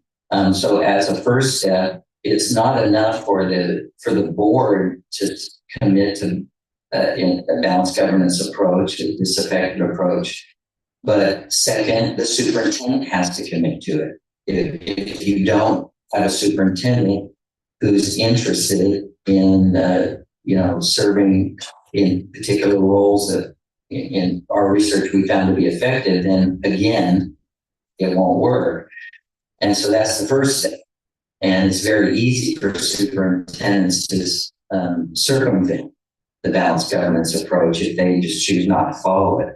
The second piece is that the superintendents, leaders, the people that work with the superintendent or directly are supervised by the superintendent have to understand what it is and how the board is governing, so that they can support the board and also reinforce what the board is trying to do. And so that's critical. In terms of when we talk about, and to your point with this idea of surveys from a community perspective, this is part of the superintendent evaluation, and part of the proposal, and that you include in your strategic goals opportunities of more than one kind of survey to various constituents, including the community, and that data be part of the measurable data that's used in the superintendent's evaluation. And so through that, the board has a very clear view of how the community feels about how the district is doing, and how the superintendent is doing.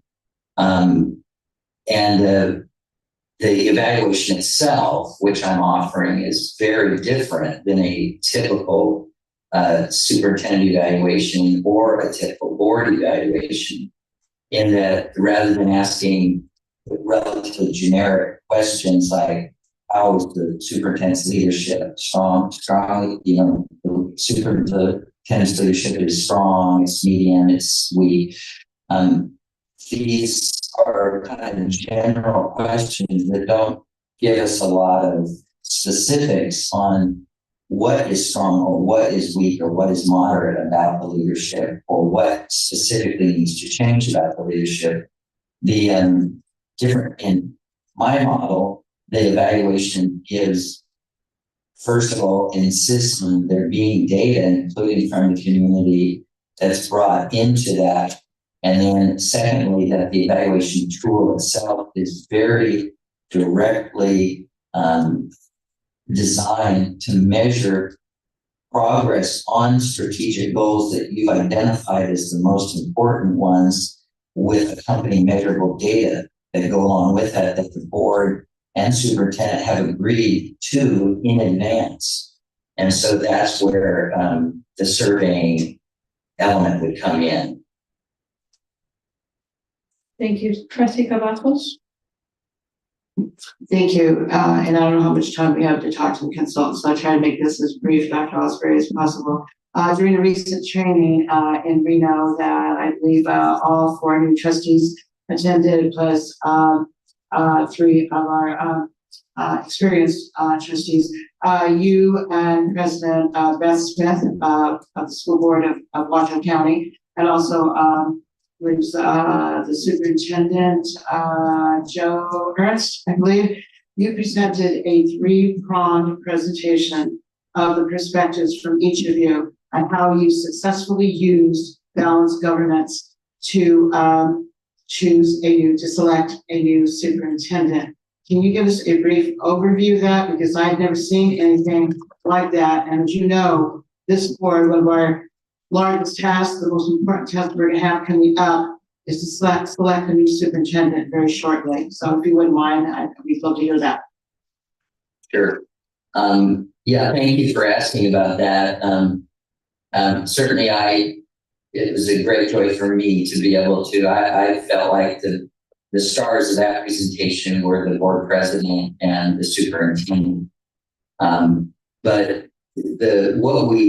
again, with some of the great questions that you've asked tonight, this is all a process. And so I mentioned Washoe as one of the districts that I would point to that I think we've been successful at, but it is a process. So even as the Washoe board and I worked together on their governance, there was a missing piece in that. And they found a time, that where they were hiring a new superintendent. And I guess the mistake, if we'll call it that, that was the not including their balanced governance approach process into the selection of their superintendent.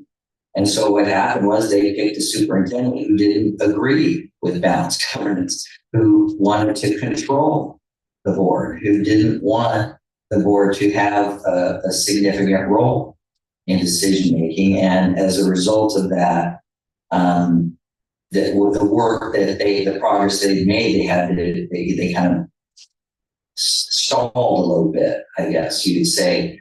And so after that situation occurred and that superintendent left the district, the board president contacted me and said, we've got to change that, Tom. We have to find a way to incorporate balanced our governance, the Washoe governance model, balanced governance into the selection of the superintendent. And of course, that was a little tricky because I didn't think it was, and neither did the president, Smith, think it was a good idea for me to directly infuse myself into the process. That's a choice of the board, by the board, not by a consultant, or anybody from outside the district. So after discussing quite a bit, what the decision is that I would be invited to, first of all, let me back up. The first step would be that the Washoe District would talk with their consulting firm that they had hired to do their superintendent search and let them know that they insisted that any candidate, any finalist that came to them for the final choice for superintendent, 4 or 5 finalists typically is, that they would understand that the Washoe Board uses balanced governance, that is what they're going to use with the new superintendent, and that the new superintendent or new prospective superintendent would need to understand what balanced governance was and be willing and interested in coming to the district under that, condition. And so, in order, the superintendent search firm that they hired was in agreement. This has not been done, to my knowledge, anywhere else. I think this was a precedent-setting move by the Washoe Board. The superintendent search firm that they hired has done searches every year in hundreds of districts, and they've never heard this being done before, but they were very excited.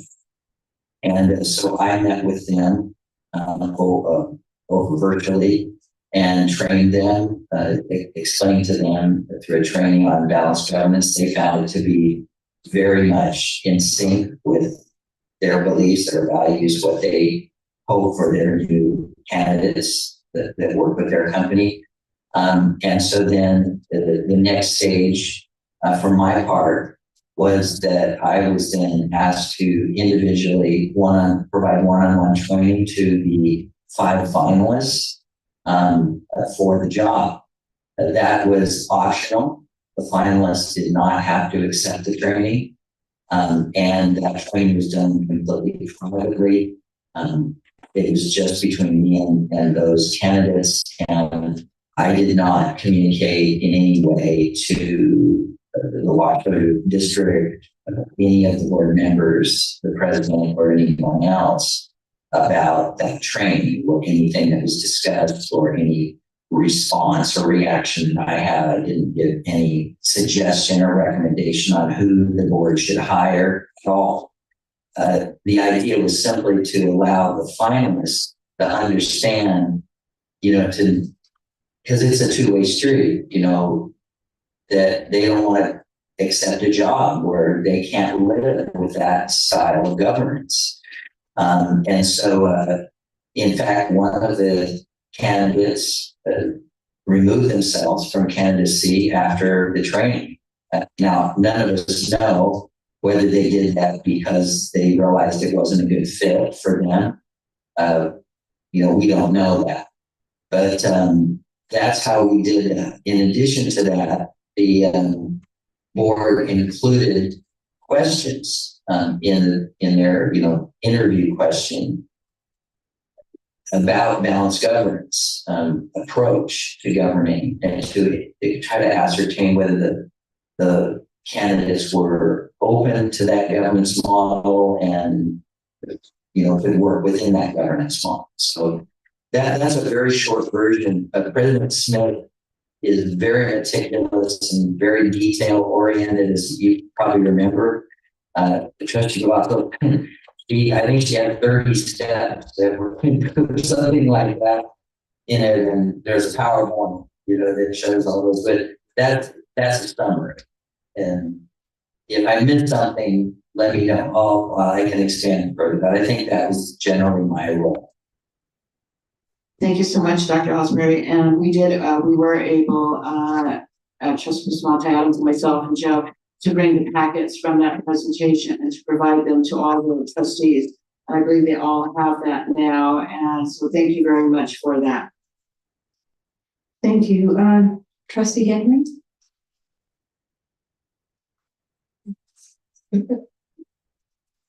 Thank you so much for providing the history of the relationship with the district. This has been very helpful.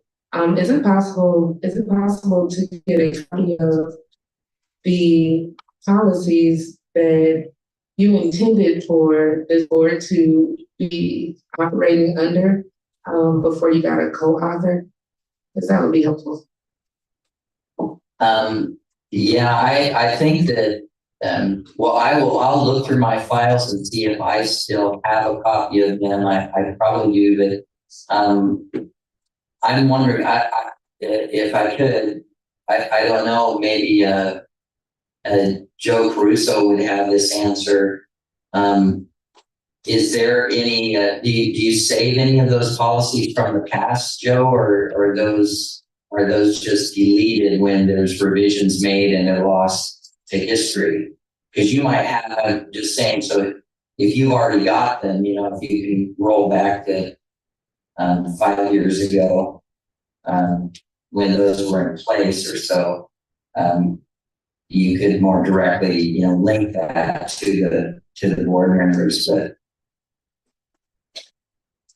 Madam President, members of the board, Interim Superintendent Lawrence Mitchell, Trustee Henry, to your question. So all the policies way back to 2016, when we first met Dr. Alsbury and started working on the transition policy governance to balanced governance, they're all on board docs because everything has to be a notice of intent. So it would come to the board with the revisions that were proposed. Back then, we would underline, have a footnote on the side, where the additions, deletions are. So all that stuff is archived in Word docs. And then every time board policy, we follow the same for district policies and regulations. We do the notice of intent, and then we bring it back to the final amendment, which is final approval. So it comes twice. And then the board would vote on it both times before it's adopted and put into the binder. Thank you, Mr. Caruso. Okay, our last person that I see is Trustee Zamora, and we do have another, we have the National School Board Association on the line as well. So, Trustee Zamora. Thank you, Madam President. Thank you, Trustee Cavazos, because that was really great to go through the process and understand why that's so important. I think we've tried to start a lot of process and we're always at different pages, but I think this is the year that we can all get on the same page. And I appreciate you putting the coaching consultant deliverables in your proposal. I actually do have a question for Ms. Valerie when I was on the phone. Like we mentioned many times, there's a lot of us that are new. We were not here when the separation with MSBA happened. So I was wondering if we also get some history on how that separation happened and why. Okay, so I think that we are done with our discussion with Dr. Alsbury, and if we can just want to express our gratitude. Thank you for getting on the line with us. We will now transition to the National School Board Association. And I don't know if does Dr. Albury have to get off or does he stay on? Okay, all right. Miss Valerie, did you hear the question? I did. Hello, can you hear me? Yes, we can. Yes, I did hear the question. The question related to the separation from MSBA. That is correct. Okay, I've actually been with MSBA for 28 years, and I've always been a member with MSBA.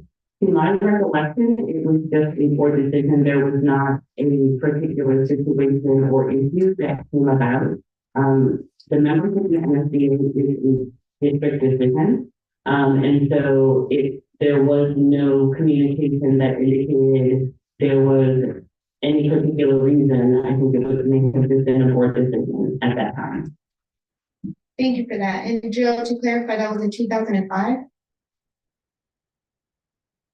Madam President, members of the board, Interim Superintendent Lawrence Mitchell, trustees, more to your question, yes. Ms. Carty verified that their database did change several times since 1996. When we first joined as a National Connection member, but Ms. Carty, correct me if I'm wrong, based on the correspondence that the last time CCSD renewed their membership was in 2005. That is correct. Oh, sorry. I will tell you that MSBA is a federation model, and so at that time, if your state association was not currently a member of MSBA, then district could not participate. And I know Nevada has always been a small association. At one point, the association had like a part-time executive director, a temporary executive director, and so if during that time period between 2005 and now that did occur, that could have also been one of the reasons. Thank you, Ms. Valerie. And a quick follow-up question. When was CUBE initiated? And I'm, for some background and context, CUBE was in Las Vegas here, and it is for the bigger urban districts. It's a great conference. It's based on, school boards and trainings, but really great trainings. Some of us were able to attend. But I'm curious to see when they initiated, because I think that's also a great opportunity for us to look at. Sure, and SBA was initiated in 1940, and CUBE, as a program of Council of Urban Boards of Education, actually came about in 1967. And so it has been a program that has been very focused on urban districts around the country. We do know as an organization and in general that most of the country has rural districts, but we wanted to create a program during that time period that focused on the densely populated areas as well as the students and families and communities that may have some socioeconomic or be underserved. It's been going strong and has been growing since that time period. Thank you so much for that. Are there any other trustees in the queue that would like to ask questions on the proposal? Trustee Ramona. Thank you for being so patient, because you waited. Absolutely. Okay, so I guess I'm really going to go back to research. So what is your research based upon? Is it case studies? What is the model that you guys would actually present to us? What is that research?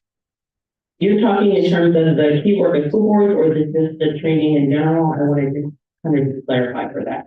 Yes, the clarification with my question is that because we're really looking as a new board to revisit our policies to really understand balanced governance. So that's what I wanted to know is what is the research that you guys utilize to provide that payout? Sure. So the key work of school boards, which is an MSBA publication, was actually created because as a national organization that focuses on school districts and school board members, we've actually worked with various entities over time to develop this particular publication, which focuses on student achievement. It focuses on the core areas of vision, accountability, policy, community leadership, and governance tool relationships. And so we actually have a research arm at MSD. We have the Center for Public Education. We have a great researcher currently on staff, and the Center for Public Education has been in existence for quite some time. So some of our research has come from relationships with entities such as Mutual Insight, American Enterprise Institute, NSBA in 2010 actually did a survey related to school board governance and focus on school board governance. We also did a follow-up survey related to the school board of tomorrow and the demographic of the school board with K-12 Insight, which has its own researchers. From time to time, we've also done some research with local colleges and universities, but we focused it around what is the work that you as school board should be doing? What is your purpose? What is your role? It is an important role because every student in your district, if you think about it, they're your student, whether you have a child at home or whether you don't. Community engagement is definitely a huge part of that because you cannot be successful if you don't partner with your parents, with your community, with your businesses to grow up and raise up the students and the staff within your district. So, and one of the things we're actually doing too, if we announced it this year, is that we're actually working with Howard University and their School of Education to offer an academy, an urban academy for school board members from around the country. You don't necessarily have to be an urban district, but it focuses on superintendent evaluation, it focuses on your policies, it focuses on your relationships. So we're also really excited to do that as well. Thank you for that detailed information. And I will say I was a participant in the conference that was in Vegas this summer, which I really felt very valuable and enriching. And I want to just say, you know, we can be creative here as a board, and we can make choices considering maybe we revisit a membership with NASB, but maybe we receive training from someone that is based in research. So, and it's not, I'm not trying to add the tally because we don't know what other options we have at this time. But I just wanted to throw that to the group. It's not a one or the other, it can be an and or. Okay, thank you. Thank you. Is there anybody else in the queue? Okay, seeing none, thank you. Any further questions? Thank you, Dr. Alsbury. Thank you, Valerie. Appreciate your staying on the phone. I know that it's a different time zone, maybe for one or the other, but thank you so much. You're welcome. Have a good evening. Thanks for having me. Appreciate it. Have a good evening. Does any of the trustees have additional questions for Mr. Caruso?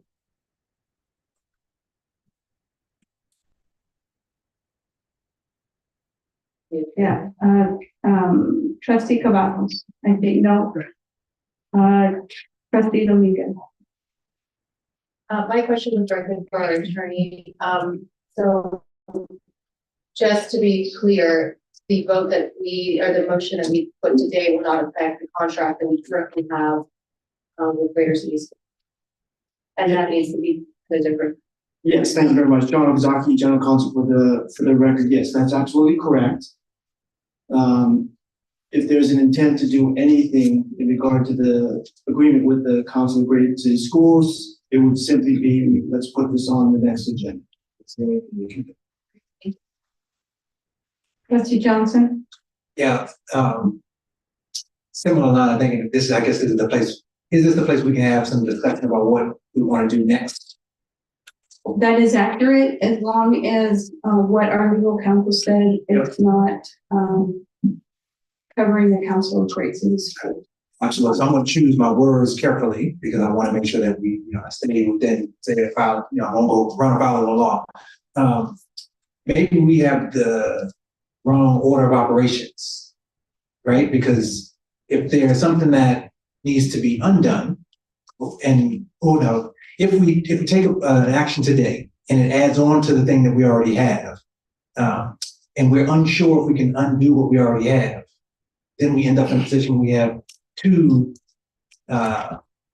things that are useful, but we're paying twice. So I'm just saying, we can make whatever decision we need to make today, but we also have to be thoughtful of what we already have in our table. And is it the right choice to make right now versus making it when we can do all the things at once and go through a full process. So that's the question I'm putting out for us. Not in, with no regard to who we can select. Thank you. Trustee Stevens? I appreciate that, because I was gonna say the same thing. I was kind of thinking that. I think too that it might. There's one of the factors I brought up with cost, right? And so when we're thinking about, we have to let our liaison here know what budget to pull it from. And so if we already have money budgeted for this service that we're already paying for, if we were to decide to discuss and make an action, then we would need to, then we would be able to see the funds that are still there. Can we use those? Can we negotiate with whoever we decide on? I don't know that we've done things in the right order either. Not purposefully by any means, but that said, am I allowed to make a motion to move this? Yes, I'll entertain that, but we have Trustee Dominguez. I don't know if you have comment and Trustee Cavazos, so. I had a comment that what Trustee Stevens brought up was very, very poignant. That does seem like that would need to be discussed first and then placed around.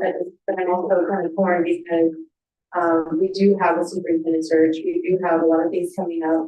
I don't want to waste time. I believe we should move forward in making a decision. But I still have a comment regarding these two programs. I do think, I kind of got sidetracked.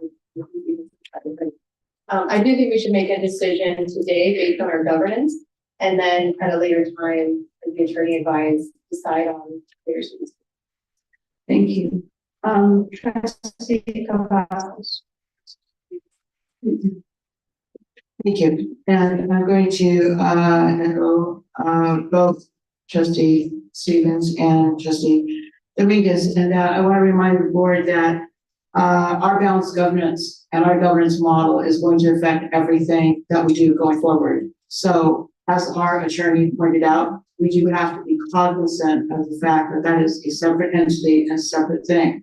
So it is not exactly that we're going to be paying twice for things. It's just that that has to be addressed separately. So in making a decision tonight, I want to then refer to Trustee Esparza as far as that it doesn't have to be all or nothing. It can be kind of like what we call it, kind of like our boards, a hybrid model here.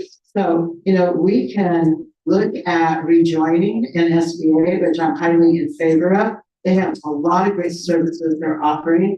But we can also look specifically at the task that we are looking at right now, which is to get on board with a balanced governance model, because we are not doing balanced governance right now. We just aren't, and we haven't been.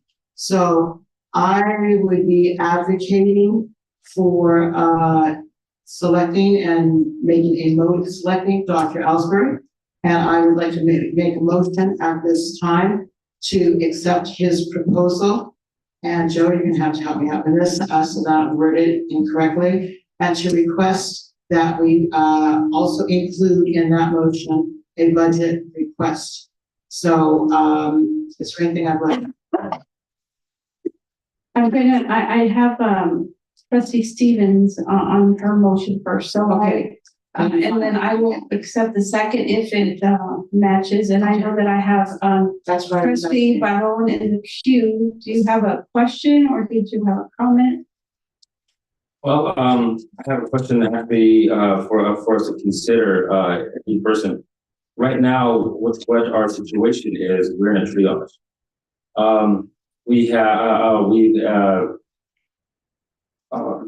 And listening to my colleagues here the other day, I know that many of them have been elected with the idea of change. I would say that the change that we need, if you've been given the same packet that I have, and I could have my 3-1 binder, I take it everywhere I go, sitting there in my truck. I know I've used it and respected it as much because that's what I was given. But make no mistake, that board policy is not the board policy that was presented by Albury and this board was trained on. It was changed unilaterally by a previous member of the board. And we don't actually have a working board governance policy that we can actually be trained on just based on that. Okay.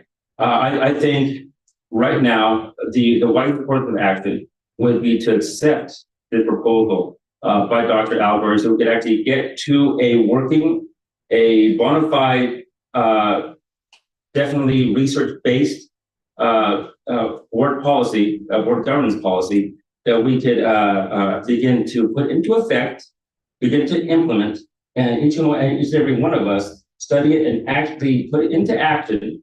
Then after a few months, if my colleagues all decide, hey, I think we should move in a different direction, right? We can do that or incorporate as the colleagues have pointed out, we can incorporate the NASB or whatever else we wanted to do. But right now, the way it's written, we do not have a coherent governance policy. I think the wiser thing for us to get up and running is to take this proposal. Trustee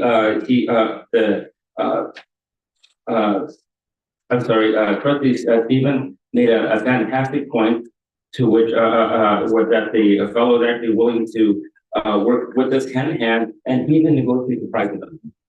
I think that's I think we're not going to get as flexible as that. You know, I myself, I try to be as flexible as possible. We need to be nimble, but we need to have a working board governance policy from which to base the future policies of and actions of the board. And I'm not willing to wait 3 to 6 months to figure that out. I think it could be implemented much quicker.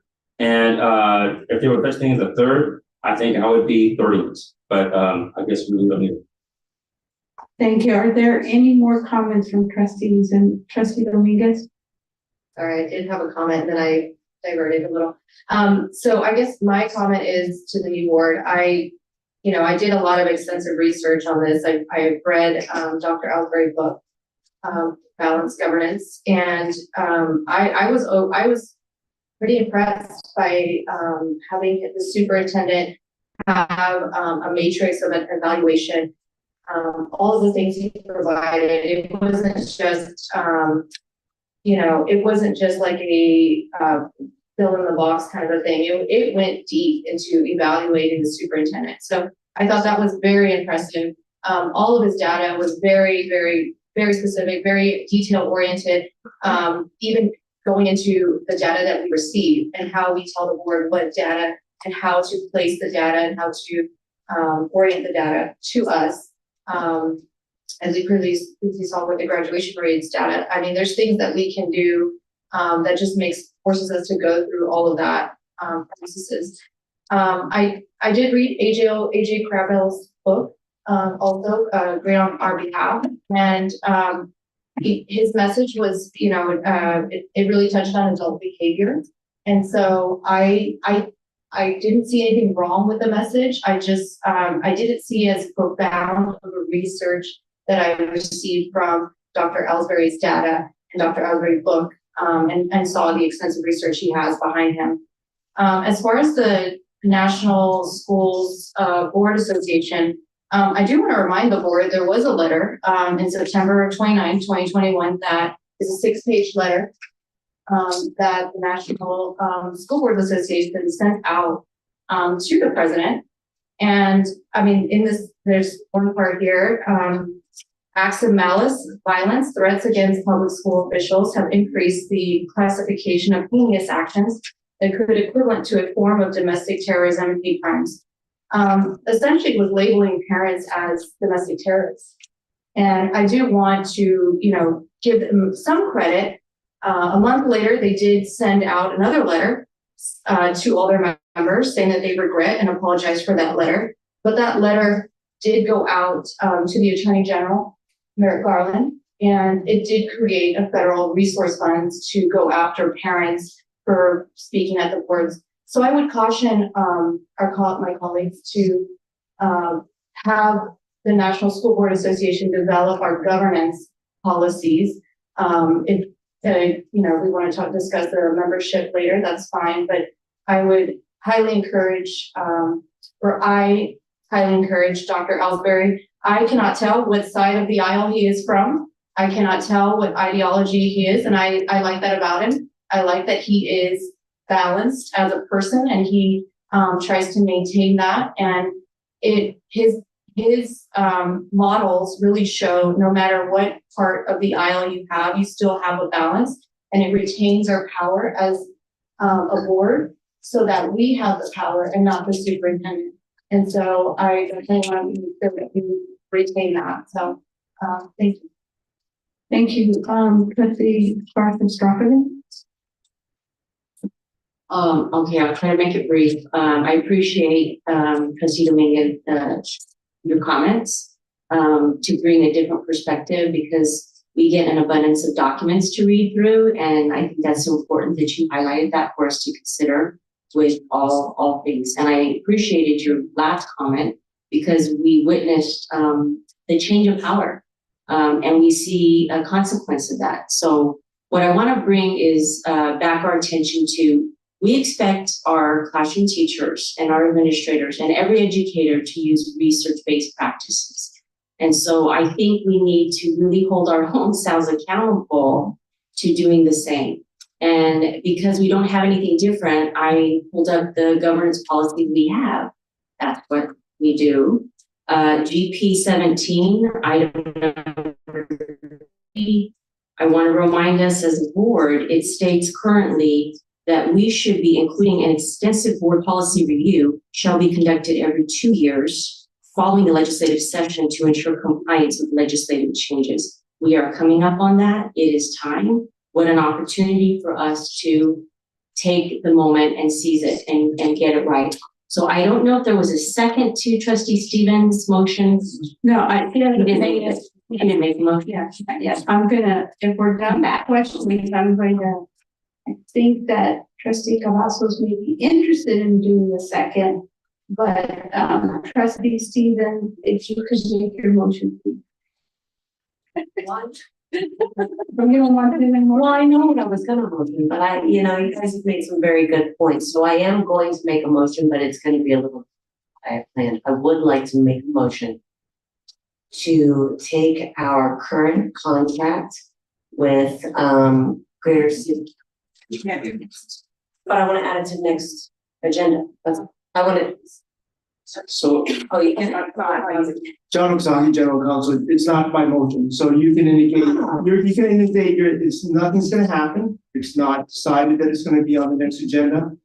You can indicate and comment that that's what you'd like to see happen, but then that's kind of where it's stopped. So it's not a motion.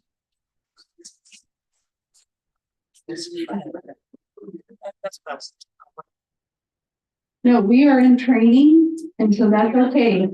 Trustee Stevens, we are in training, so let's keep going because we need to all get this right, and so please proceed.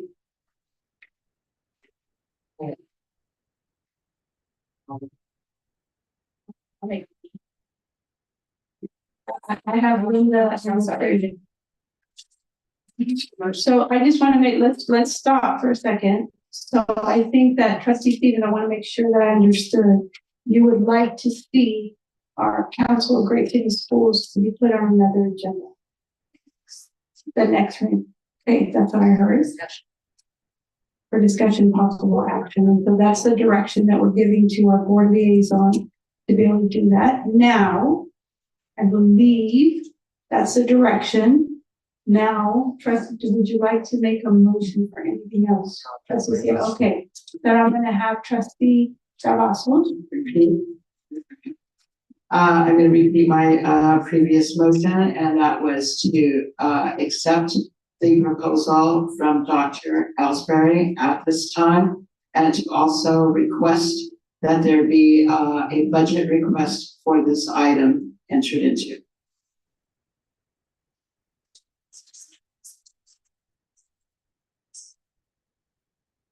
Now, I just want to make sure for my edification, trustee Cavazos, you are, your motion is to accept the proposal for Dr. Albury. Yes, it is, and I would ask, our liaison right now, if I need to specify that we are talking only about the initial 2-day, 4 to 6 hour presentation, or do we need to add in the specifics of any other ongoing training? Madam President, members of the board, Interim Superintendent Larson Mitchell, Trustee Cavazos, I think it would be best to include, if the intent of the board is to do just a 2-day, or if it's the intent to do the 2-day plus the second proposal, and then know what the total amount is. So then we can go and say, this is what we're approved up to. And then that way there we can begin that process of trying to, one, submit a budget request to get the funding.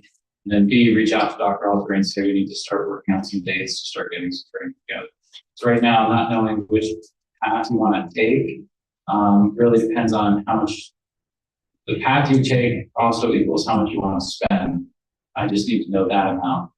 Okay, well, here's the thing, is we haven't really had them. We had an opportunity to ask Dr. Albury questions and to review all of these. So is the but there wasn't enough discussion, I don't feel, as far as looking at, we had all those different, additional trainings that were there. So would it be possible and would it be appropriate to be able to say that I'd like to make a motion to accept the initial 2-day training with the budget request for that 2-day training, which I believe was enlisted in our reference docs, 8,000, but he did say that that includes travel expenses, if I'm not mistaken.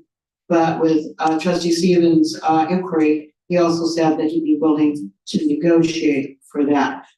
Could I add in with the option of us deciding that we would want the additional trainings? Because honestly, we did not have a lot of discussion on those different things.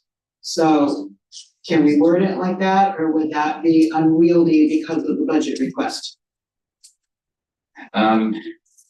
So I just, Madam President, members of the board, Interim Superintendent Larson Mitchell, Trustee Cavazos, so I want to repeat back what I heard.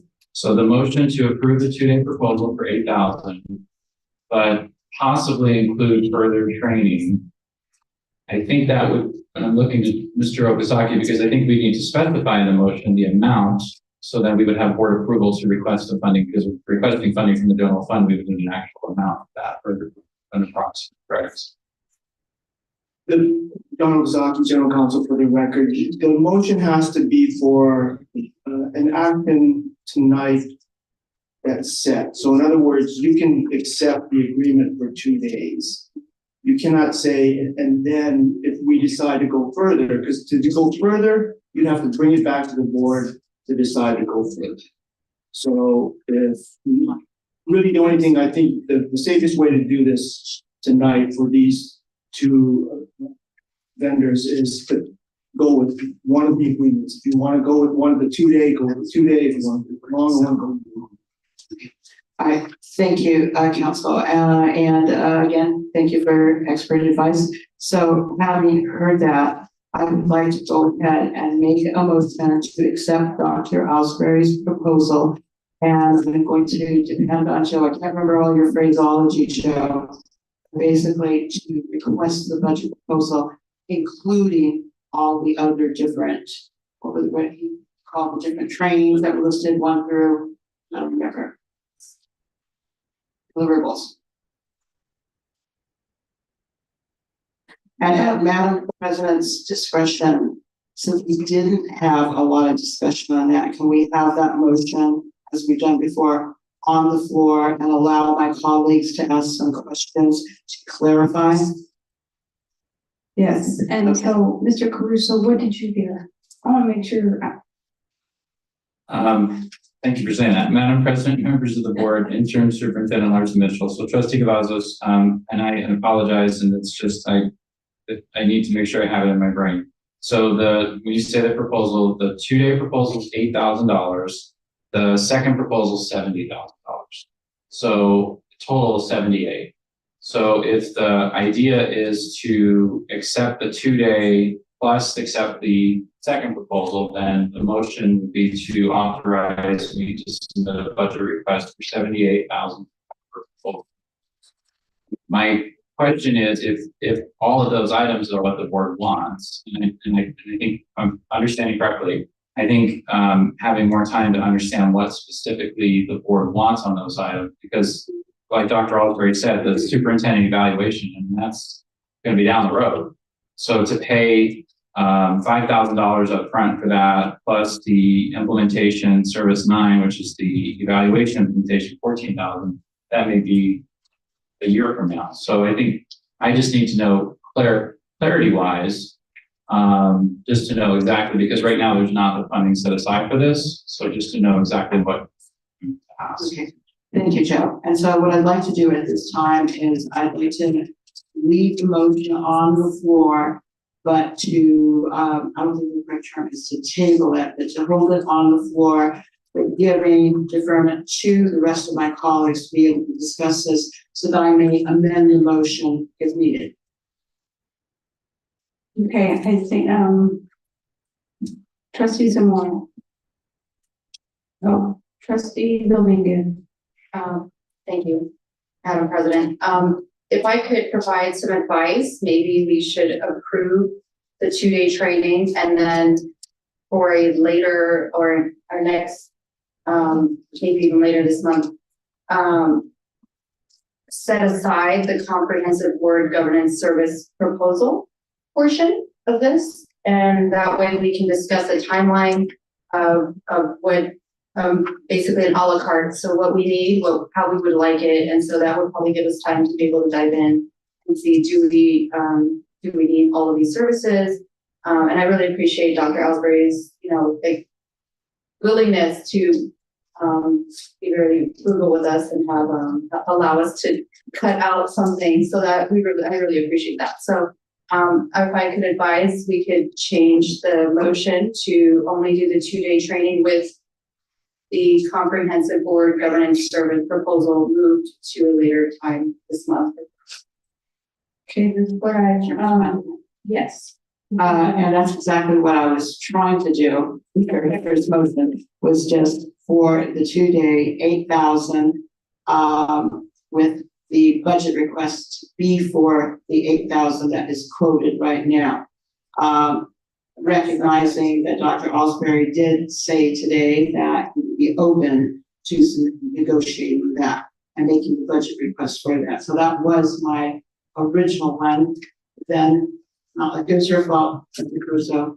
But then when you added in the other things, I wasn't sure what the rest of my colleagues wanted to do. And I didn't want to make a motion that was not going to be amenable to me. So I'm going to come back to you, trustee Cavazos, but I'm going to hear from, who's next? Trustee Zamora. Thank you, Madam President.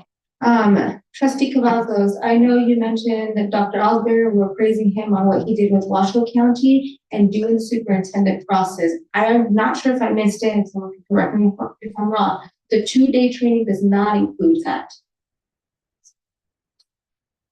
No, I think you had, I don't think you were there. I think you had left already on the training, and I don't think you were able to be there for that. But that does not include that. But are you talking about the packet that we brought back for the people who were not able to attend? Or are you just talking about the 2-day training? I was actually referencing what he was explaining of the process he did, because that part is included in the bigger package and the bigger proposal. And I just want to make sure we're all clear that if we do 2-day training, we're not including that part where he will be doing work with the superintendent, well, future superintendent, in those one-on-one meetings. That's correct. That would not be in the initial 2-day training. And this is where we got bogged down to where I was trying to phrase it that with the options. But I'm going to have to agree with Trustee Dominguez, which she had said that we could go with the 2-day training. And then we need to address that other issue that we cannot talk about tonight at a different time, but that Trustee Stevens, if I'm getting everybody's name straight here, has requested to be on the next agenda available. So I don't see anywhere in here that we're not able to then add those things on when we need them. So right now, my motion is for the 2 days.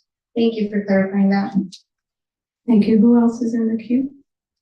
Okay, trustee Stevens. So from what I'm looking at when I look at these packets and based on what we know, if I look at the 2-day training with Dr. Alsbury, a lot of it is very introductory. And my understanding is our trustees who have been here a little longer have already been through that part. And that we were just the newbies. We were just in NASB and Reno recently, where we got a very similar introductory. In my opinion, and this could be because I'm just cheap is not a good word, but I don't like to spend money. I don't like to spend money if I don't think we have to. In my opinion, I would really like to move forward with the big packet. I don't necessarily think we need the 2 days. And part of that reason too is because of what we're looking at in the budget. So if we did the math here, our liaison told us a little while ago when we first had this discussion that we were budgeted $150,000 for this service, but except it was with a different provider thing. And so now we have spent a total of $64,233.50 with them. So when we do the math on what's left over, not if we could negotiate with Dr. Alsbury on the big packet, and then we didn't do the 2-day because I feel like we've already kind of gotten that introductory piece. I could be wrong, and if I'm wrong, I'm okay with it. But if we don't do that, we could probably get him very close, if not on the money, with what we already have budgeted for this. So we don't have to have any additional expenditure and still get this great service with Dr. Alpert. So that's just food for thought. That's kind of what I'm thinking. But thank you for listening to me. Thank you. Any other? Yes, trustee Dominguez. Thank you, Madam President. I do apologize for keep making comments. So I guess my view is that he's going to basically overview from this 2-day conference from what I'm reading here. It is important to know the why and to see the end goal. And I think it's really important to go through that 2-day process because we might not go through some of these services for another year. And so I think it's very important that we understand the process so we can best advocate to our constituents for it. So I would advocate for the 2-day training. Yes, Mr. Caruso. So, Madam President, members of the board, Intern Superintendent Larson Mitchell, Trustee Stevens, to your point, I understand where you're at, but if I may, I think this may fill in a gap. So working with this board for 10 years in this liaison role, I can say that each of you's had different trainings in governance. So the original plan in 2016 was balanced governance. That was it. And then he would come back, we would do policy review, which is in policy. Trustee Esparza Stockton said every 2 years. That was the plan.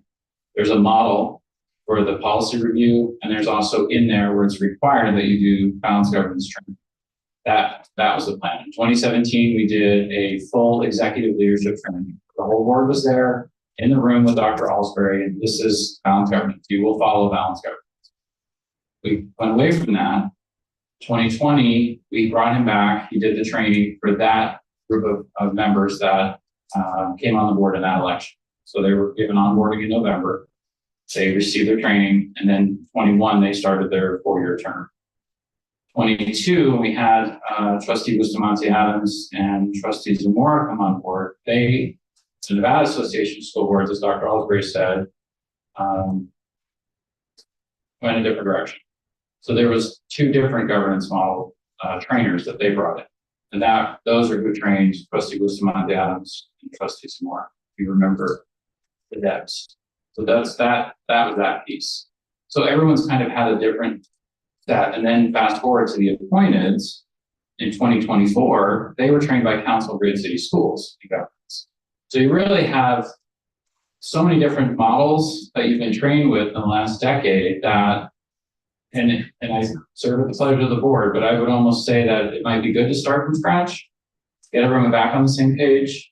And if this is the direction you want to go in, then say, okay, it might be worth it. And I get the fiscal note, I 100% support that, but it might be good for everyone to hear the same thing at the same time and say, look, we're starting fresh. This is the direction we're going to go in.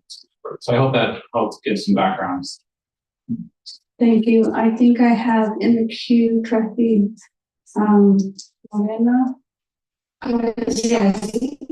So I just wanted to add that I am in complete agreement to that point. I want to make sure I don't skip any building blocks when it comes to it. If the worst case scenario is that we review something we briefly touched on. This is all new to us or to me personally. So I don't mind sitting through something that might be a repeat. It'll just be a better contribution to my knowledge anyways. I am absolutely for that. Thank you. Trustee Spartan-Strotherman. So I am in agreement. Thank you, Trustee Sade. I agree with you on that. I want to ask the maker of the motion, Trustee Galastos, would you entertain, could we, instead of, we have the menu before us, but can we agree upon having the 2-day training and then giving Mr. Caruso directive, because we know that Dr. Albury will be amicable, thank you, Trustee Stevens, to negotiate not to exceed a certain number. So not to exceed 60,000. And then we can decide after the 2-day in the direction that we would go next. That's a thought. Trustees, some more, and then we'll go to Trustee Cavazos. Thank you, Madam President. I agree. I see what you're trying to say, Trustee Cavazos. I think one of my biggest concerns more than anything is that this can somewhat delay the superintendent search. So I want to ask our president to make sure that this is a priority. Once we get the 2 days started, and then considering, if we bring Dr. Alsbury for the superintendent process and all that, and working with our search board, that be one of the biggest priorities, so we don't delay that process any longer. And that would be for the whole board too. Thank you. Thank you. Trustee Cavazos. Yes, I commend my colleagues, Trustee Spartan-Strotherman. That is a great idea. And I think here is just, again, it's not either yay or nay. And Mr. Caruso brought up a great point, and I wanted to also add to the point Mr. Caruso made, is that not everybody, some of our appointed trustees were not able to attend Dr. Alsbury's specific training in NASB. So, again, if we need to all start on the same page, instead of somebody saying, well, that's not what I heard him say here, that's what I heard him say here, give us a really good foundation to get started on, and then we can deal with the issue of the other contract, other agenda that Trustee Stevens requested. So I am amenable to the amendment that Trustee Spartan-Strotherman stated. I believe you said to set a limit of 60,000. Is that what you said? Yes, Trustee Cavazos. What I heard is that we go with option A, which is to do the 2-day training for 8,000, and then also go ahead with option B, which is up to 60,000 on the other. That's correct, Madam President. 60,000 as the cap, knowing that obviously we're going to need to speak to the consultant about this. So, Mr. Caruso, I want to make sure you heard what we're saying before I entertain a second. Please repeat what we said. Madam President, members of the board, Interim Superintendent Larson Mitchell, Trustee Bustamante Adams, I heard, and again, I want to make sure and appreciate it, make sure I have it in my brain. So the motion is to approve the 2-day $8,000 consulting proposal.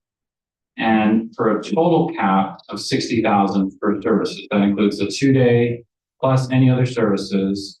And then a agenda item would come back to determine what the other services would be. I'm looking at general counsel to make sure that's correct. Or if we approve the 60,000, then the board can then just say, this is the direction we want to take with the other deliveries. We just need to get clarified. Thank you, John Oksaki, General Counsel, for the record. I think what the motion should include is direction for your board counsel to finalize the agreement with the vendor to include the terms that you want. And my understanding of the terms is that you're authorizing the expenditure for the 2 days, plus is it an additional 60,000 for a total? So it's for the initial 2 days, plus additional services to a cap of 60,000. So if that's the motion, and it does pass, and then I would include that you would direct your board counsel to finalize the agreement with the vendor under those terms. Great. Yes. Is that clarity for you? We're gonna get. I apologize. This may be so, but how do we know what the deliverables are? Yes, well, the way that I would draft the agreement would be that we are entering into this agreement and that it'll set forth the terms by which they can choose whatever terms they want up to 60,000. Okay. So as far as how do they as a board choose what services to choose? I think an agenda item would have to, forgive me for speaking out of turn. I believe an agenda item would have to come back to the board to agree on which services they want. Because trustee A may not want the same as trustee B, but within the cap of 60,000. And I'm not trying to be difficult. No, I don't. I get that. It's a very good point. I agree 100%. There is an out. You could designate somebody to represent the board and make those decisions in the contract, or otherwise you can bring it back to full board and make that decision. You could also do it by committee. You could I can write whatever terms you want into the contract. So if we can creatively come up with a system that fits your needs, you tell me what it is. Okay, does that help you, Mr. Crucial? No, keep going because it is too crucial. We're either gonna start right, and last time it was not clarity. This is why we ended up here. So please, I want to make sure that you have clarity. I guess, and I appreciate that, but I guess my, and forgive me for skipping the formality, Madam President, but I think it would, I guess it would be helpful to know what the deliverables are that you want, so that when we negotiate with Dr. Alsbury and say, we're capped at 60,000 total with the 2 days, I know the first question is going to be, well, what deliverables does the board want? And then where do I go from there? So then I don't really have the authority to say, well, 1, 2, 3, 4, 5, because I don't know what I'm negotiating or asking general counsel to work on the contract piece, because that's kind of an open-ended. And I'm going to ask Trustee Cavazos as the originator of the motion, because I think we have the answer. I'm going to say that I appreciate what counsel is stating, and I believe that in the general sense of what we stated, that yes, that he could go ahead and make him, not make him, but have him go ahead and do that. But I'm also getting back to this, which I think that's the matter. It has to go back to the board. It has to come back to the board so they can direct on specific deliverables. I think if we just go back to the foundation of what Trustee Esparza-Stoffergan has stated, that we're going to go with the 2-day training, and then we are going to make the budget request for the 2-day training, including the deliverables that we'll later decide on. The cap is going to be 60,000. So I think that we can do both things, that our council can go ahead and serve as our representative on that. But it has to come back to the board as far as what we can decide on. So I think that Mr. Cruz was correct. Don't make me say that again. So I'm right, but we've got to get this right, because it's going to be the base of where we're going to start. So Trustee Rodriguez, and then, trustee Byron. Yes, I need a little clarity on where we are in the motion, because before I make my comments. And believe me, we'll restate it. Please. But not right now. I'm gonna ask, trustee Byron to give his comments. And then we're gonna repeat what we make sure we heard before you make the post. Sorry. Okay, I'll make my comments. I just like to friendly reminder that we are gonna have, some of these will happen this year, some will happen next year, so it's not like, we have like a $70,000 bill. And so, I appreciate Dr. Ellsbury's flexibility with that to just pay as we go, a la carte. And so that's great. So we can, if, you're looking at this with the entire bill, yes, it is 70,000, but it would be paid over time. So it's not like it's going to be a one bill all at once. So it would be over a year, 2 years. And so I would definitely implore to just move this issue to the end of January, to the next agenda item, without the limitation of $60,000. I think that was a cap. And I think that discourages Dr. Ellsbury from working with us. I think we shouldn't put a number on it, but we should allow flexibility with that. So that would be another motion. So we would have to ask trustee Galapagos about that, but trustee Byron. It's getting kind of late. For me, 9 o'clock is the new 12.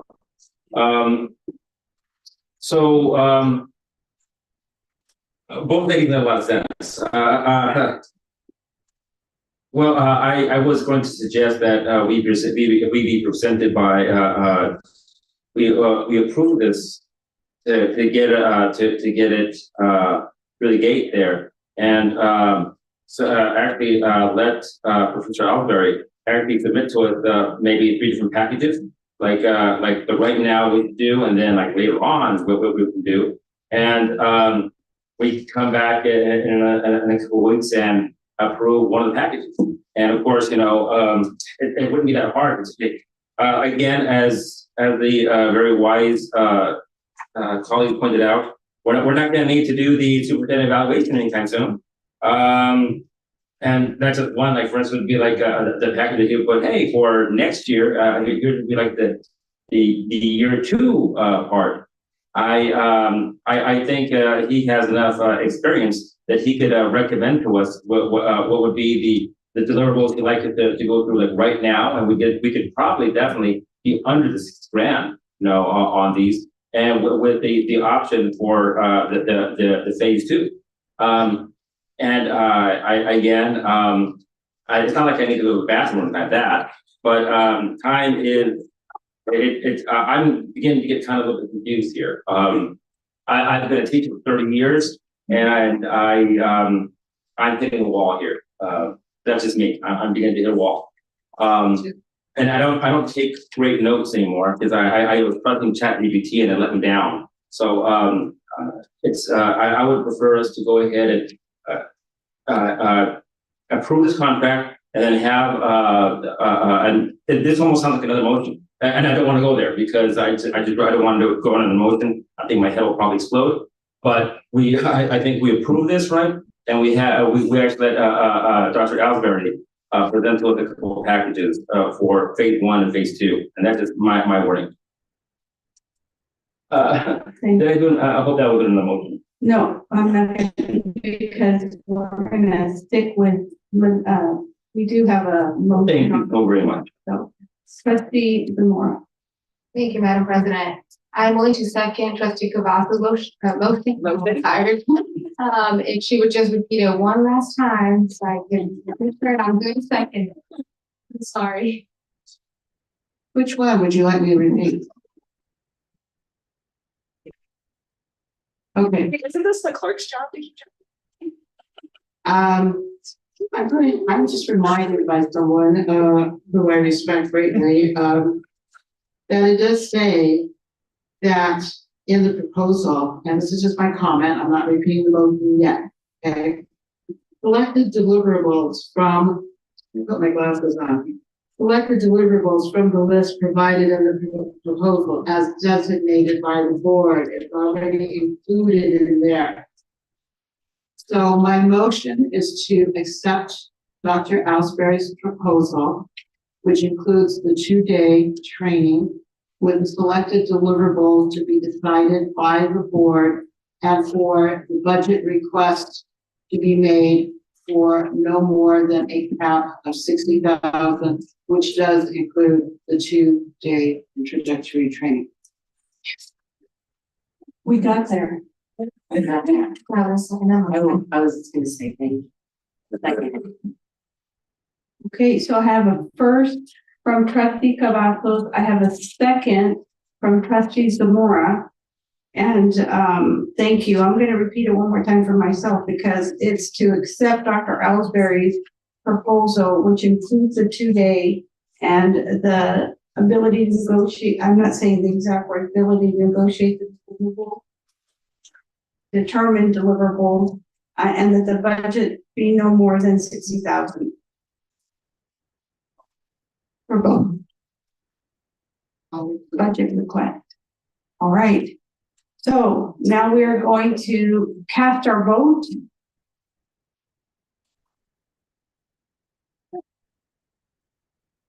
Which I can't.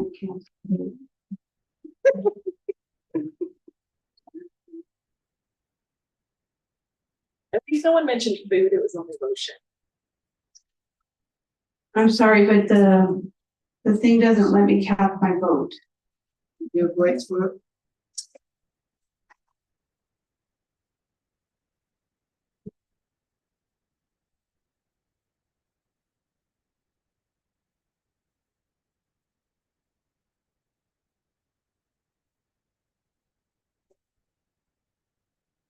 Okay, thank you. I have, we're gonna wait for our IT person to get.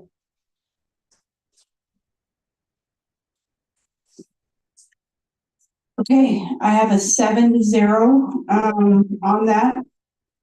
And I think that is worth a celebration. That's been a while, but thank you. But 7-0, and that is unanimous, so thank you. I don't even know where we are, but I think we're on 5.01. Yep, yes, ma'am. And that's public comment. We do have public comment. And we are Tim Underwood, are you still in the audience?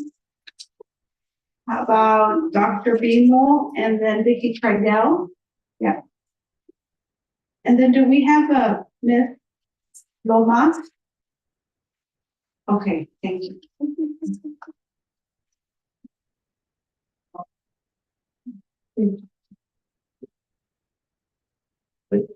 Good evening, Dr.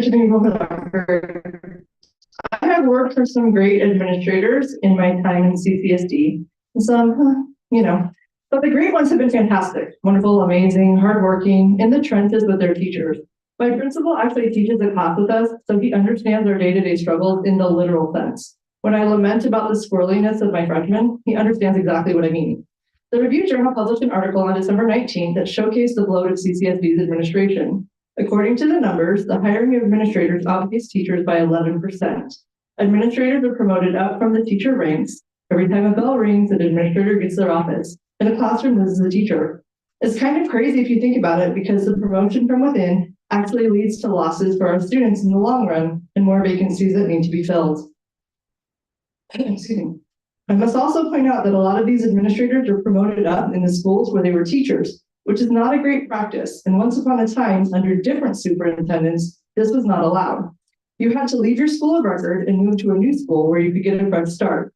This is how we lost the heart of Clark High School when he was promoted to administration back in 2009. Yet now, the common practice is to promote the once math teacher to be the new assistant principal in charge of discipline or budget or athletics. And this now once peer is in a supervisory position. It makes for awkward bedfellows and bad practice. Another problem with CCSD is the lack of experience in a lot of our administrators. 2 to 3 years in the classroom is not even close enough time to judge a veteran teacher. So that's a whole different ball of wax. The stringent requirements to get into the admin pool and the gaming of the system with the UNLV cadre is elitist and wrong. So many people with admin degrees from other schools are overlooked simply because they chose not to jump through that UNLV hoop. It's kind of a joke. Speaking of jokes, I would also like to take this opportunity to talk about the master CCSD calendar. For years, teachers have been begging you all to pay attention to the fact that we need a staff development day to start the second semester. The computers are sluggy and slow. Our classrooms and Canvas need to be set up, and we need that time to prepare for our students. Without that day, teachers have to choose between using a day on their winter break to set up their classes or scrambling with students in the classroom to try to prepare as they teach. It's a difficult and tedious scenario for no reason. When we have a staff development day 3 weeks later, why not just give us the useless staff development day the first day of second semester so we can reset and prepare for the semester? Seeing as the calendar is already messed up enough and we have to come back the day after Memorial Day anyway. When you vote for these calendars, please consider the actual people who have to work them and our day-to-day duties, because it's not really a break from work when we have to work or suffer the consequences of trying to wrangle 100+ teenagers with nothing prepared after they've been sleeping, eating, gaming, and doing nothing for 2 weeks straight. Thank you. Thank you. Ms. Cardell. Be nearly as funny, but. Good evening, trustees and interim superintendent Larson Mitchell. My name is Vicky Cardell. I'm the president of the Southern Nevada, but more importantly, I've been a teacher for 22 years. Congratulations to the new trustees. Your constituents have put their trust in you to do what's right for the children of Clark County, because truly this is about our children. They are the future leaders of our city, state, and country. They deserve to have a high-quality education that isn't centered around standardized tests, but is instead preparing them to go out into the world as responsible citizens of their communities.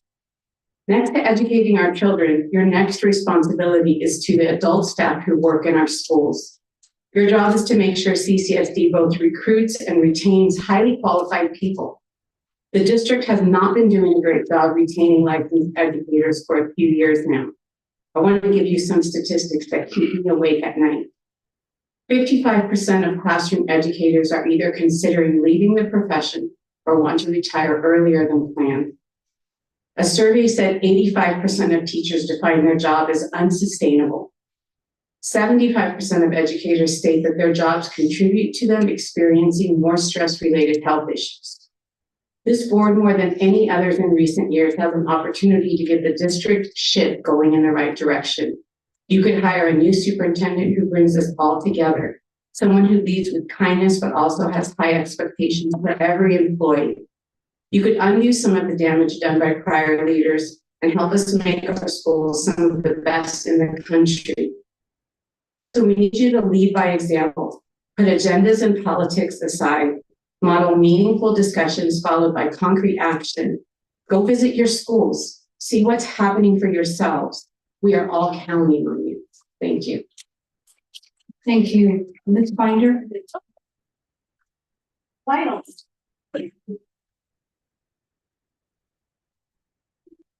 Anna Binder for the record, Madam President, members of the board, interim superintendent Larson Mitchell. Boom. Okay, right now, because Albury, this isn't like this board's problem, but Albury just completely vindicated former trustee Danielle Ford. For years, the prior board sat here and called her a mother liar to her face so disrespectfully. And I swear, I hope she's listening, because when you're being called crazy and you have to file ethics complaints, and then the district goes and hires the attorney general that was overseeing that ethics violation to create a further conflict, and then the issue goes away, but she's still labeled as the drama queen and the one creating division and being called a liar. You all see how that played out now too. And then Osbury literally just told you all that Danielle was right. So for everyone listening, love you, Danielle. That was not part of my actual public statement tonight, but it just happened. I actually wanted to say, because I was at the state board meeting yesterday and I was discussing my youngest son's math growth this year, and it is coming from a long-term stud, and he was the highest growth in his class for fall and winter. And we have not seen that type of growth since he had his J1 teacher, as some know. So also my other son, he's a sophomore at Foothill, who, as most of you know, they achieved the highest math growth out of the entire district. And he just handed me his paperwork as I was pulling out of the driveway, and he hit the 82nd percentile. That kid has never hit the 82nd percentile. So whatever they're doing, it is fantastic. And he's also nailing that 4.0. And I'm waiting on the middle schooler, but he's a 6th grader and he's a fool. We know what that means. Anyway, so that's really, really fun. And what we got? Okay, 1 minute. There was something else. Oh, you guys do have these things called work sessions. And so typically when you really want to do work like this, you schedule it for a work session. So you guys have like time during the day before bedtime to like really have thorough thought process and these discussions when you're not starving and ending your day. And then also because you guys didn't plan this agenda, I don't know who did, I'm assuming prior leadership, this is not a fault of this board, but in that work session, it would have looked like public comment, discussion of Council of Great City Schools contract, Salisbury, NSBA, sorry, I hate acronyms. And then you guys could have actually had all of those wonderful conversations, like probably in a 4-hour period, like from like 9 to 1 or something, you know, like something super convenient. So anyways, I look forward to those work sessions because that is where you guys normally actually do the work. Thank you, Ms. Lomar. And then is there any other card?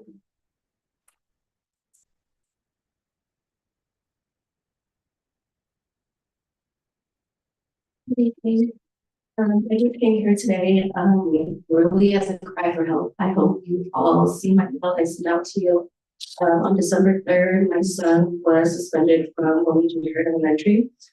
He was suspended for getting into a fight. He actually got jumped and slammed on his head. The school did not offer him any medical attention. He was also advised by school staff that he should not have ran from the scene because that made him guilty. I did talk with the principal, assistant principal, I talked to Mikey also, and I didn't get anywhere with them, so I decided to call the admin center. I talked to the lady there and she told me that the general counsel was help. So I called my lawyer, I got in my car and I drove down to the admin center and I was as soon as I walked through the door, because I didn't want to talk to security. So we're still here. He did end up calling the police on me, but I didn't get arrested for trespassing because he told me that the admin center was a private property and I wasn't allowed to be there. So this is just actually a cry for help. I did request a FOIA request on December 5th. About 10 days after that, I did follow up to see if there was any response on that FOIA request. I was advised that the FOIA request was never submitted, even though I sat down with a member of the office and we wrote down everything that I needed. So that is actually a violation of federal law, which I just went to the general counsel office to kind of work with them, you know, instead of suing you guys. So instead of getting to speak with someone from general counsel's office, a member of that office actually assaulted me before I went to jail. It's been a great experience thus far. I hope you all can take a second to look at your email. I'm not sure if Joe has been stopping those emails from coming from you, but I've only been getting a response from him. Again, this is at Lomiji Herd Elementary, so I believe it will be Zamora. So if you can contact me, all my information is in that email. Thank you. Thank you for the comments. Mr. Bowman? And then our last person is Brendan Summers, if they're still in the audience.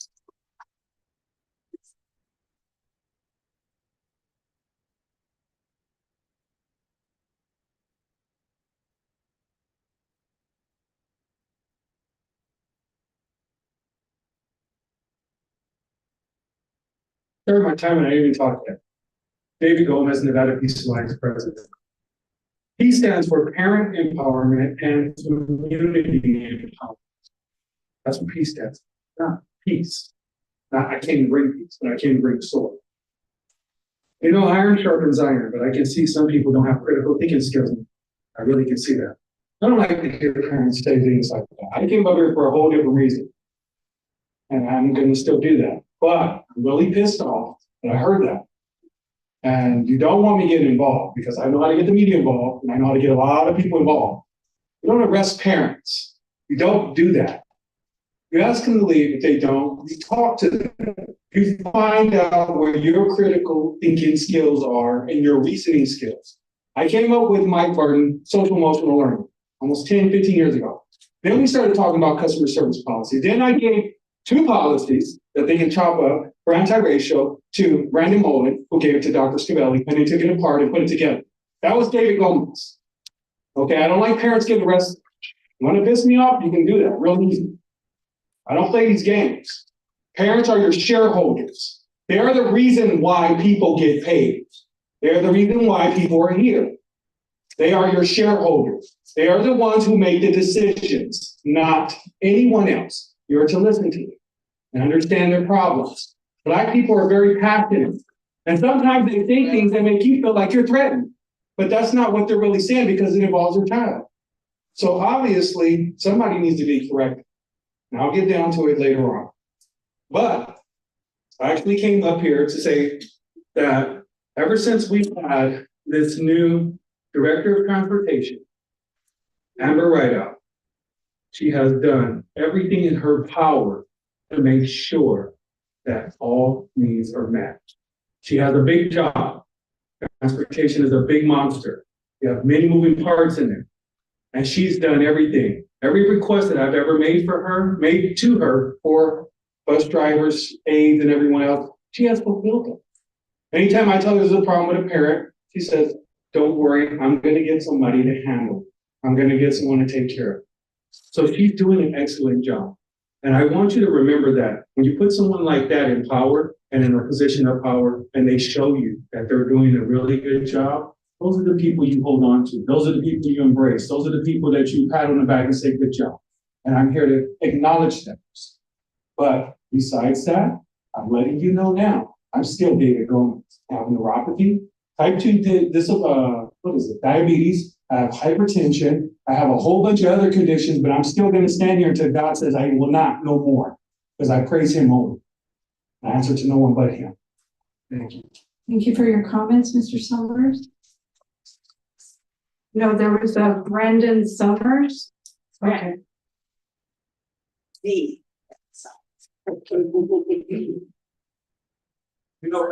evening. Greetings, Madam President, trustees, and Interim Superintendent Larson Mitchell.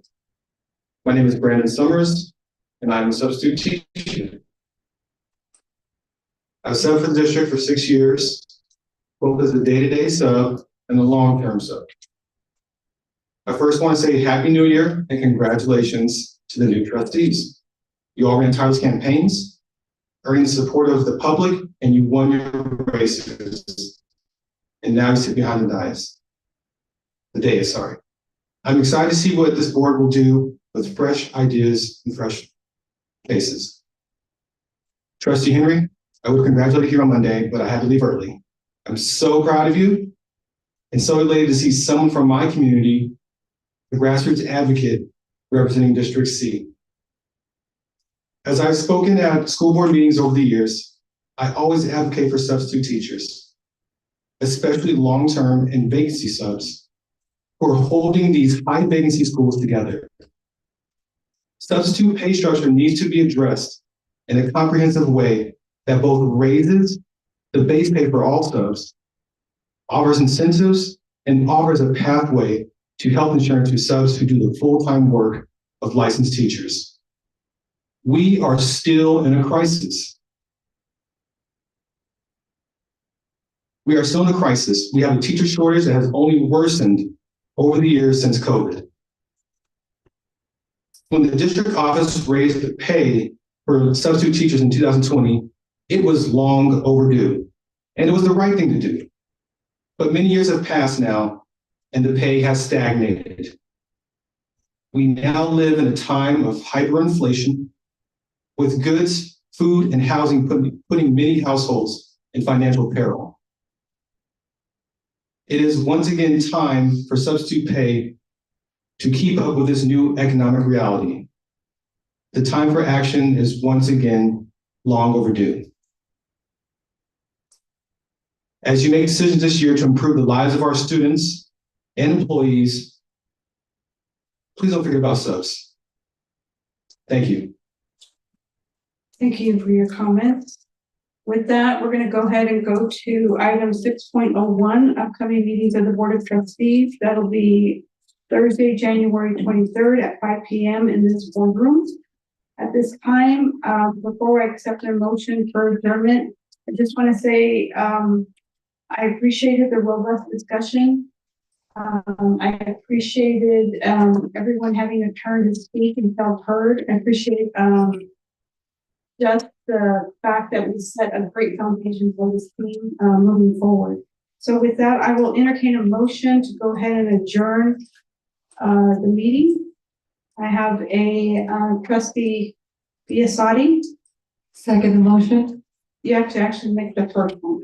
I make the motion to adjourn. Thank you. Trustee Satori. Second motion. Okay, I have a first and a second. Go ahead and cast your vote.